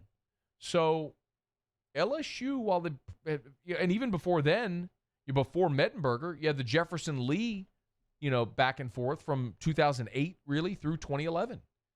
So, it's been a long time, man. LSU has primarily found ways to use multiple guys under center, either out of need, necessity, or different skill sets to get guys in. But the bottom line is, I would be very surprised if it was only Miles Brennan this year. Please don't misunderstand me. I don't want someone, hey, Matt said that they're going to play multiple players. That's not what I'm saying. I'm not saying that they're going to carve a role for anybody else. I'm just saying that at some point during the course of a season, odds are you're going to have to play more than one guy for some reason or another. Miles Brennan twists an ankle, has to go get it taped up, and Finley or Johnson has to go play a few series. Whatever it may be. That's why it's unsettling to lose veteran depth at that quarterback. That's why anytime a veteran player wants to transfer in, even as a grad transfer, even if it's just to be a guy on the bench, but has got experience, I'd be for it. Anytime you can add bodies to your quarterback depth, I would very much be in favor of it. And LSU short a guy now with Peter Parrish transferring out. Of course, the year prior, LSU did not sign a quarterback in that class. So, Joe Burrow in 2018 was the only quarterback signee, but they did not sign a high school prospect in 2018. And now Peter Parrish has transferred out. So essentially, that's 2 cycles without a quarterback. And now you've signed the 2 freshmen this year with Finley and Johnson. But hopefully with Nussmeier and then Walker Howard behind him, you're starting to replenish the depth at that position. It may take a transfer, getting someone in here just to add some veteran depth as well. All right, it's After Further Review. Glad you're hanging out here. As always, brought to you by GMFS Mortgage. GMFSmortgage.com, changing lives since 1999. More than 20 years of helping Louisiana's realizing the American dream of home ownership. Interest rates are still at historic lows, y'all. It is so worth a phone call to GMFS Mortgage. It is so worth logging on to GMFSmortgage.com to see if they can help you get better coverage for less money. If you're buying a home, if you're building a home, if you're refinancing your mortgage, GMFS Mortgage, see if they can lower your monthly mortgage payment. In effect, giving you a raise by lowering what you spend every month on your mortgage at GMFS Mortgage. GMFSmortgage.com. GMFS Mortgage, changing lives. So, Peter Parrish out at LSU, Patrick Mahomes, sticking with the quarterback theme, getting paid significantly. News today about Patrick Mahomes that he has received the largest contract in the history of the NFL. The Chiefs and Patrick Mahomes have agreed to a 10-year extension worth $450 million. He had 2 years remaining and $27.6 million on his existing deal. It would have been $2.8 million this year and then $24.8 in 2021. But the 10-year extension worth over $400 million is now apparently a done deal. Varying reports, Rappaport says the deal is 10 years, $503 million, with $477 million in guaranteed mechanisms. So this is just less than 20 minutes ago. I have one real question about this contract. I have no problem at all giving Patrick Mahomes the biggest deal in the history of the NFL. I have no problem giving Patrick Mahomes a 10-year contract. It's 100% about how this thing is structured. So here's Rappaport, who said they've given Mahomes a 10-year extension worth $503 million, $477 in guarantee mechanisms. So what does that mean? Is it base? Is it bonuses? Whatever it may be. It also gives the ability for Mahomes to have outs if the guarantee mechanisms aren't exercised. There's a no trade clause. So that's interesting. But I am more so interested and will always be interested in how a deal is structured. And the one that for me is always the sort of the litmus test is Donovan McNabb. If you remember back in 2010, Donovan McNabb, late in his career, signed a contract with the Washington Redskins. It was a 5-year deal worth $89.2 million. This was in 2010. 5 years, $89.2. And people went, oh my God, how could you give Donovan McNabb at this point in his career $90 million? Only they didn't. He got $5 million to sign. He got a base of like $6 million the first year, and nothing else was guaranteed. He spent 1 season in Washington. They cut him after that, and the rest of the deal was voided. Now, I'm not saying that Kansas City is voiding the rest of this contract with Patrick Mahomes, but if they give him that amount of guaranteed money over 10 years, that's absurd. Even for Patrick Mahomes, who's the best player at the most important position in sports. What we've also seen, though, is that success at that position can be fleeting. We've seen, look at Cam Newton, who we talked about earlier today. Cam Newton's 31 years old. Cam Newton was a league MVP, led the Panthers to a 15-1 season. They were in a Super Bowl, and he's cut. Joe Flacco won a Super Bowl MVP, became the richest quarterback in the NFL. When they gave him his extension, they cut him and drafted the MVP behind him. I understand you got to pay to play, and I am all about the Chiefs being proactive and locking in Patrick Mahomes now. Totally cool. Like, it's time. Guy won an MVP, won a Super Bowl. He's the best player at the most important position in sports. I get it. Have you built in any protections for yourself? And you can certainly factor in an escalating salary cap. So as you, it's not going to be a literal proration, but however they are going to pay out this contract over the course of a decade, do you build in protections on the back end? And is it going to be relative to an increasing salary cap? So even though I make this point with Jimbo Fisher all the time, people who freak out about 10-year 75, well, $7.5 million per year for a coach now, I mean, a handful of coaches get that. But in 10 years, at the end of the contract, that's going to be a lot more commonplace, right? So similar here, how much against the cap will that count in 10 years? It's worth noting. But as far as locking up, again, the best player at the most important position and solidifying the cornerstone of your franchise, it's a wise thing to do. But he has basically reset the market with a baseball-type contract in football. All right, it's after further review. Glad to have you hanging out with us here. Let me knock out a quick break. We'll come back. If you want to join us, you can. Pels have added a familiar name to their roster. J.J. Redick talked about the restart and some COVID sunshine for you. Amid the pandemic, some good news. We'll share that with you next. AFR. AFR. Love telling you about our friends over at Darren James & Associates, powered by eXp Realty. Every home listed by every company, all in one place. Agent225.com. Agent225.com. Go to the website. At the top of the page, you'll see our listings. Tap that icon, and it'll bring you right to all of Darren's listings. Could be your listing like this one. New on the site today. East Lake Drive in Prairieville. 3-bedroom, 2-bathroom, 1,400 square feet, $195,000 single-family home. Check it out right now. That could be your home, your listing, getting a live radio mention. 3 Lakes Drive in Walker, 264.9. 4-bedroom, 2-bath, 1,800 square feet. Check it out. There's one on Director Drive in Baton Rouge. That's in Old Jefferson subdivision for $229,900. Linda Circle in Baton Rouge for $209,900. I tell you all the time, it doesn't matter if it's a $100,000 house or a $100 million house. Darren will treat your listing as if it's his only. And nobody sells more homes than Darren James. 335-7666. Call Darren James. Get your home sold.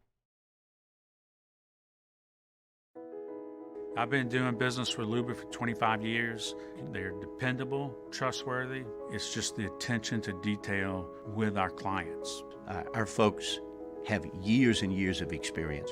They're highly trained professionals. But many companies have that asset. What I'd like to think makes Luba a bit different is that we use those talents in a way that truly is dedicated to serving the needs of the folks who depend on us. I'm Jay Ducote. I grew up learning how to cook at LSU tailgate parties and right in my own backyard.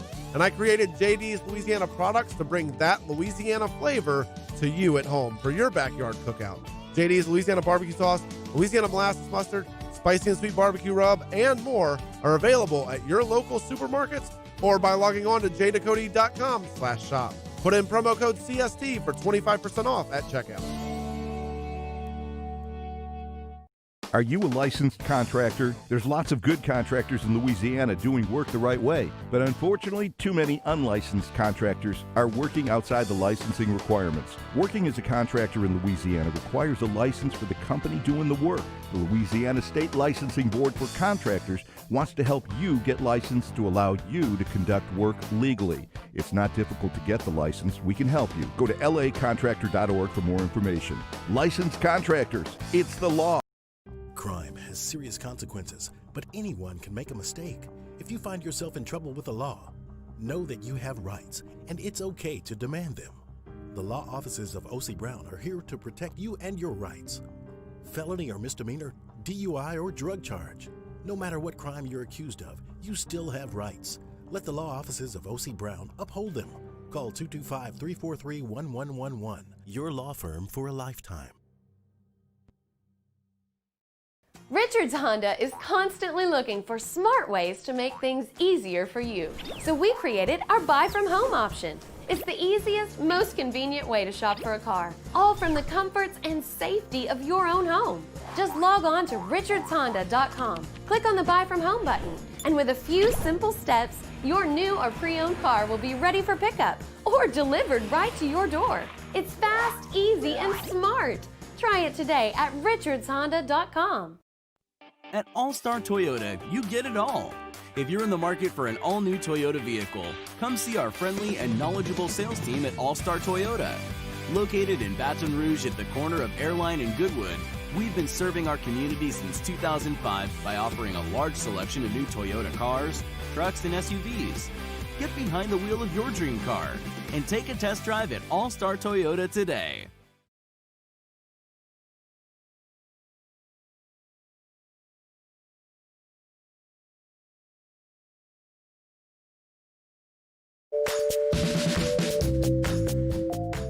After further review with Matt Moscona, presented by Relief Windows. Windows, doors, siding. Call 288-8138 or visit reliefwindows.com. ESPN Baton Rouge, New Orleans, Alexandria.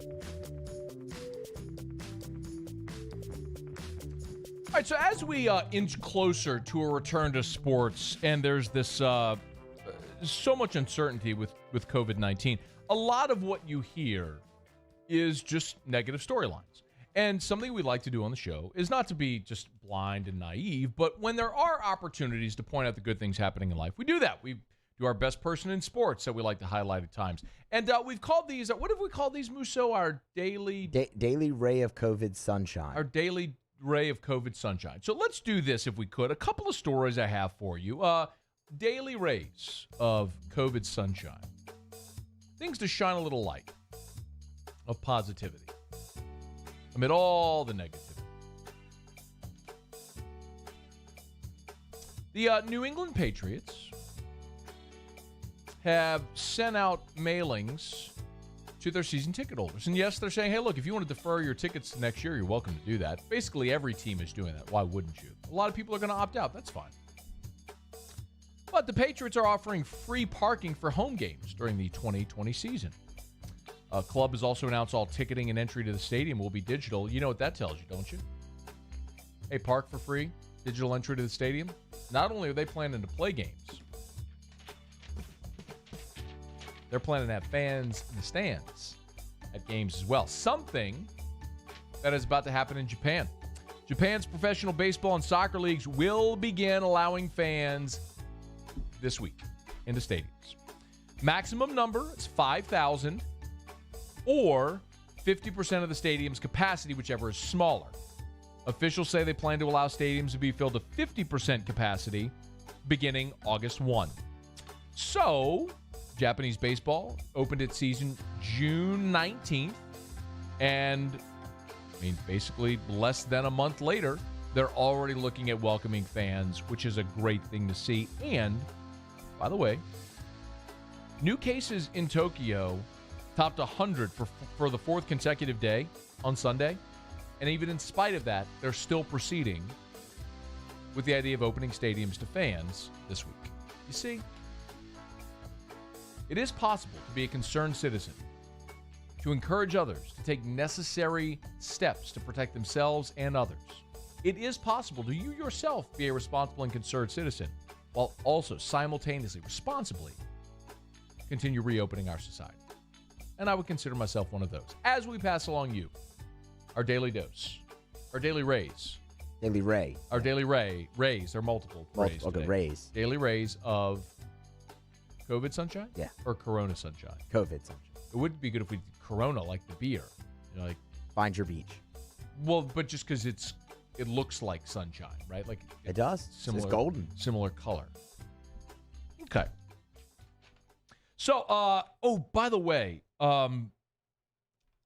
this is kind of spilling the beans, not exactly, but give me some feedback on this. A lot of you have asked. So during the football season, Jordy Collada and I do Whiskey and Wine post LSU games on Facebook Live. A lot of people have enjoyed it. We'll sort of understand that. We've also worked in throughout the years companion shows for games, for the Super Bowl, for national championship, for the draft. And A lot of people have requested that, and we've kind of bounced around the ideas of when to do that again. And something our friends at CST have done throughout the shutdown is they have re-aired classic LSU football games from the 03 and 07 championship seasons when they did the CST replays. If you remember, of course you do, but during those seasons up until the SEC Network came along, Cox, CST, broadcast every LSU football game on tape delay on Sundays and then re-aired again on Wednesdays. So it was very, very popular for a long time, but obviously that all went away when the SEC signed the grant rights with ESPN and the SEC Network, et cetera. Well, Cox still has access to all of the classic games that they broadcast back in the day, so they've done a really cool thing in airing a lot of those great games from 03 and 07. Recently, they re-aired, I think, the Florida game from 07, and they had Hester and Dixon and Stelz and Flynn sit in here and kind of do a round table, so it was like commentary on the game. Well, we're kind of knocking around the idea of maybe doing something similar with maybe me and Kalata or Hester, whoever, and kind of doing a watch with you all, like an interactive watch. CST will set an air time for the game, a re-air for the game, and we'll go live and talk about it live as it's happening along with you in sort of the whiskey and wine format, companion show format. So give me some feedback on that if that's something you'd be interested in, because I think it's very preliminary, but I think we're going to make that happen. Today, the New Orleans Pelicans have signed Sindarius Thornwell. So former South Carolina Gamecock, SEC Player of the Year, who led South Carolina to the Final Four, as the Pels are getting ready to depart for Orlando for the bubble. J.J. Redick met with the media over the weekend, and he did talk about his comfort level in this restart. To say that we have like any sort of comfort level would be a lie. There is no comfort level. We're not with our families. We're not at our homes. We're isolated in a bubble in the middle of a hot spot in the middle of Florida while there's social unrest going on in the country. So there's all of that going on. Now we have to figure out a way to perform and play basketball and all that, because I do believe it is the right thing to go and play, but there is absolutely no comfort level. No. So it's important to note the distinction. No comfort level, but it's the right thing to play. He was asked, J.J. Redick was, about his decision to play. I feel like I have a responsibility to my team. I feel like I have a responsibility to the league. I feel like I have a responsibility to the younger guys who are trying to earn their livelihoods. So I mean, I knew that if we were going to play as a league, I was going to play. I would like to point out something that I mention often here, and I tweeted this on Saturday. I actually tweeted lesson number 8,456,098 as to why you should be more than a headline reader. Something I talk about often here is be more than a headline reader. Because if all you do is marry yourself and your opinion to headlines, you are going to be misleaded and misguided. That is certainly true in a Twitter world and certainly true amid COVID-19 when people spit out stats and things like that ad nauseum. But I do not intend at all to be calling out ESPN.com, but this just happens to be from ESPN.com. On Saturday, I went to the Pelicans page on ESPN.com, and I was just scanning the headlines. And there were back-to-back stories. One was the raw video of J.J. Redick, and the other was the story by Andrew Lopez about the restart. And if you look at the headlines of these, they tell a very different story. And I want to point something out. Reporters don't write their headlines. ESPN or any entity has digital editors that write headlines. That's what they do. It's not the reporter writing the headline. I would be very clear about that, because a lot of people said journalism's dead. Well, it's not the journalist. It's the headline writer. It's the digital editor who's trying to get attention. But can you pull this up, please, Paul? So these are consecutive stories. Same website, about the same player, on the same team, at the same media availability. And the two headlines, back to back. One, Pelicans Redick never wavered about restart. The very next story is the raw video of Redick, and the headline reads, Redick, absolutely no comfort level in resuming season. If you saw only those two things, if you only saw the headline, or you formulated your opinion based off of one of those headlines, if you saw one and I saw the other, we come away having a very very different perception of that reality of what J.J. Redick said. What he said is, absolutely we're going to play, but nothing's comfortable about this. We're leaving our family, we're living in a bubble, and yada, yada, yada. Like, those headlines do not tell the same story, though, which is why I encourage you, please be more than a headline reader. A guy who we know is more than a headline reader is the Otter. How to become handicapper extraordinaire, Jimmy Ott, throwing out lock of the week for like 40 years if you aren't just nailing it, cashing tickets. Well, Jimmy Ott, a new era in Ott's radio career, starts in 16 minutes. We'll knock out a final break of the show. When we come back, we will do what we learned, but Jimmy Ott will join us first. Lock of the night. And then he'll follow us with, what are they calling it, game time or game night? Is it game night? Like if you're playing board games, like game night? Like family game night? It's game time. Game time, not game time. It's game time, not game night. Yes, game time. Got it. Not game night. Good. It is game time. Got it. Because game time or game night would feel like, we're playing Monopoly? What are we playing? Game night? I do enjoy a good game night, though. Those are fun. Categories? Oh. Let's add further review. AFR. Hi, this is Chance Inman, President and Chief Operating Officer for Janney King Gulf Coast. Here are some ways to protect yourself and those around you from the coronavirus. Wash your hands often and thoroughly. Cover coughs and sneezes with your elbow. Disinfect high-touch surfaces regularly. Use non-contact methods for greeting others. And avoid touching your face. Following these steps, as well as social distancing, should help all of us stay healthy. Service Mastery Elite create clean, disinfected work environments. As a local business, we take pride in serving the New Orleans and Baton Rouge areas. Our cleaning protocols follow CDC and OSHA standards for healthcare settings, offices, senior living, restaurants, and industrial plants. Contact Service Mastery Elite to get your operation ready for reopening with germ disinfection cleaning. Service Mastery Elite, the trusted choice in professional cleaning since 1996.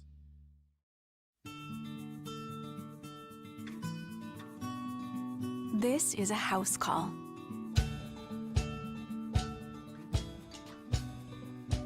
This is a test result. This is a prescription refill. This isn't just more convenient care, it's more advanced care. This is innovating healthcare. Start your virtual visit today at Auctioner Health.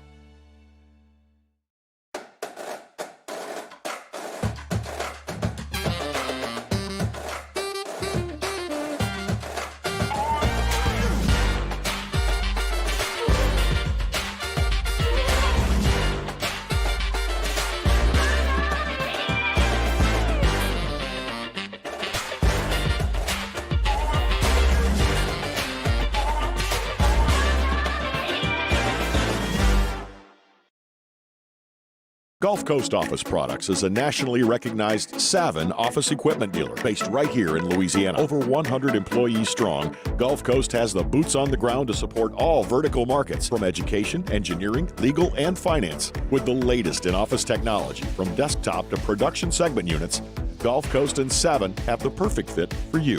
Call 225-756-2644. That's 756-2644 for Gulf Coast Office Products. To all of our heroes working on the front lines of this COVID-19 pandemic, your bravery and selflessness represent the very best of us, and we want to say thank you. I'm asking everyone around the state to join me in celebrating the heroism of our healthcare professionals on the 19th of every month at 1900 hours, that's 7 p.m.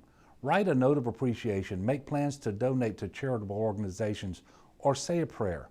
To learn more, visit 19thanks.org. Thank you, and God bless. I've been doing business with Luba for 25 years. They're dependable, trustworthy. It's just the attention to detail with our clients. Our folks have years and years of experience. They're highly trained professionals, but many companies have that asset. What I'd like to think makes Luba a bit different is that we use those talents in a way that truly is dedicated to serving the needs of the folks who depend on us. Are you a licensed contractor? There's lots of good contractors in Louisiana doing work the right way, but unfortunately, too many unlicensed contractors are working outside the licensing requirements. Working as a contractor in Louisiana requires a license for the company doing the work. The Louisiana State Licensing Board for Contractors wants to help you get licensed to allow you to conduct work legally. It's not difficult to get the license. We can help you. Go to lacontractor.org for more information. Licensed contractors, it's the law.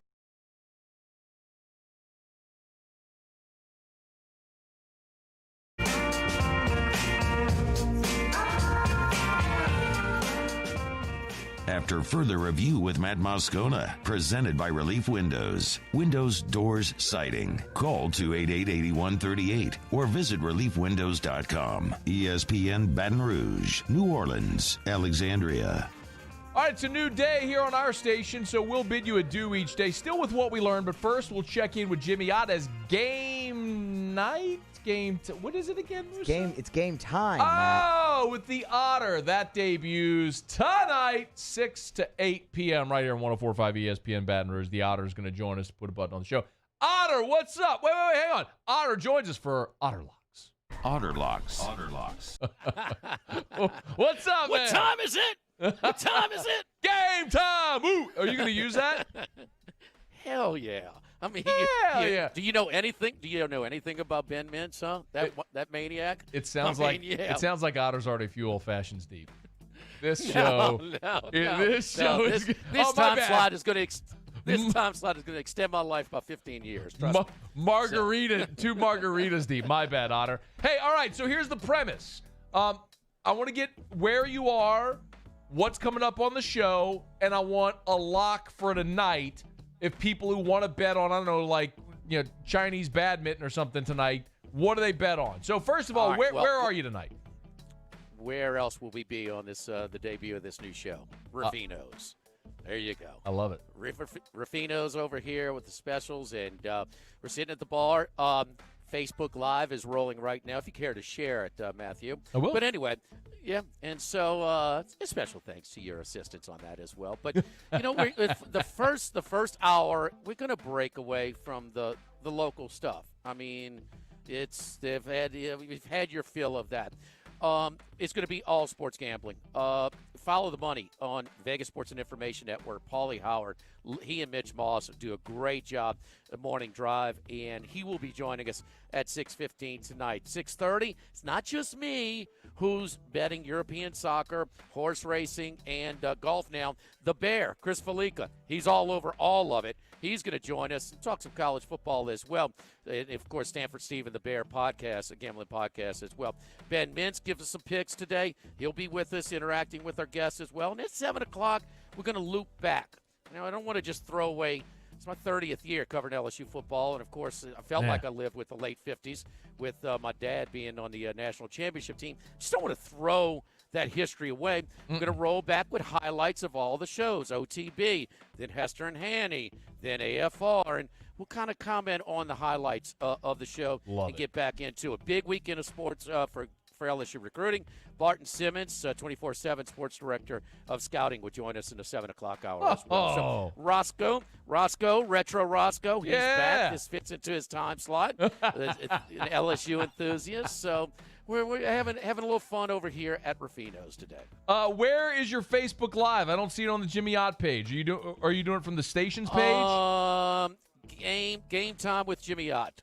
Okay, so you got a show page. All right, Game Time with Jimmy Ott. Got it. All right, so if you want to watch on Facebook Live, when Ruffin's going to share it. Got it. I see it right here. Game Time with Jimmy Ott. There it is. All right, we're going to share it as well. So if you're on Facebook, make sure you search Game Time with Jimmy Ott. Go like that page, and then set your notification so when Jimmy goes live 6 to 8, you're at home, eating dinner, having a cocktail, watching the game. You can watch Game Time with Jimmy Ott there on Facebook Live as well. All right, Otter, give me lock of the week. I will have a pick for you tomorrow, starting tomorrow. I didn't have one. No. Can I give a? How can you come out the shoe without a pick, Otter? Well, I had a pick this past weekend, and Sammy Sosa, Bryson DeChambeau just shattered those picks over the weekend. My goodness. He's hitting drives 375 yards. But anyway, rough weekend for the Otter on the Lynx. Otter. DeChambeau now the favorite to win the Masters. Passing up Rory McIlroy was first choice for a long time. DeChambeau a couple of months ago, 28-1, now 10-1 to win the Masters in November. Otter. You want to pick? I want to pick. I want the truth. You can't handle the pick. Let me see what I could get you. Otter, I'm out in like 45 seconds, Otter. I'll tell you what. I'll have you a pick tomorrow. Give me a pick tomorrow, and it better be a winner chicken dinner. Lock of the week. Lock of the week. All right, Dave, what time is it? Have a good show, man. We'll see you tomorrow. All right, that's Jimmy Ott. This is After Further Review. Before we get on down the road, Muso, what did you learn today? I learned that if you have anything tart, you just start to sweat really badly. Not my head. Your head. It's just neck up, head, face, dome. Like something tart, boom, head just breaks out. Paulie, what did you learn? I learned Muso doesn't have a go-to party trick. That's a shame, Muso. My go-to party trick is just show up and drink all the alcohol. That's not a trick. It's a skill. What'd you learn, Matt? Just makes you a degenerate. We've all been guilty. There. I learned Chris Hilton, as an 8th grader, could dunk a ball and put his elbow over the rim. Cray. That'll do it for us. Y'all have an awesome night. See you tomorrow at 3. AFR. Getting on down the road, we remind you about Shawbills Tire and Auto Service, ShawbillsTire.com. 18 locations in South Louisiana. Find the location nearest you at ShawbillsTire.com. ShawbillsTire.com. That's where you'll find them online to find the location nearest you. Listen, 4th of July's passed, but I know a lot of people are just getting on the road. Got some family members taking like a 2-week-long road trip, like driving to Colorado and back. It's crazy stuff. I just get on a plane. But they're driving, so you know what you're going to do first? You're going to make sure your car is in tip-top shape, so you take it to Shawbills. Need the tires rotated? Shawbills. Need new tires? Name brand tires at wholesale prices. You need an oil change. You need a tune-up, the check engine light on the dash, Shawbills. 18 locations in South Louisiana. They've been around for more than 50 years. They treat you like family because they have been family-owned and operated for 50 years. Find the location nearest you at ShawbillsTire.com. Shawbills, we keep you rolling. At All-Star Toyota, you get it all. If you're in the market for an all-new Toyota vehicle, come see our friendly and knowledgeable sales team at All-Star Toyota. Located in Baton Rouge at the corner of Airline and Goodwood, we've been serving our community since 2005 by offering a large selection of new Toyota cars, trucks, and SUVs. Get behind the wheel of your dream car and take a test drive at All-Star Toyota today. Are you a licensed contractor? There's lots of good contractors in Louisiana doing work the right way, but unfortunately, too many unlicensed contractors are working outside the licensing requirements. Working as a contractor in Louisiana requires a license for the company doing the work. The Louisiana State Licensing Board for Contractors wants to help you get licensed to allow you to conduct work legally. It's not difficult to get the license. We can help you. Go to lacontractor.org for more information. Licensed contractors, it's the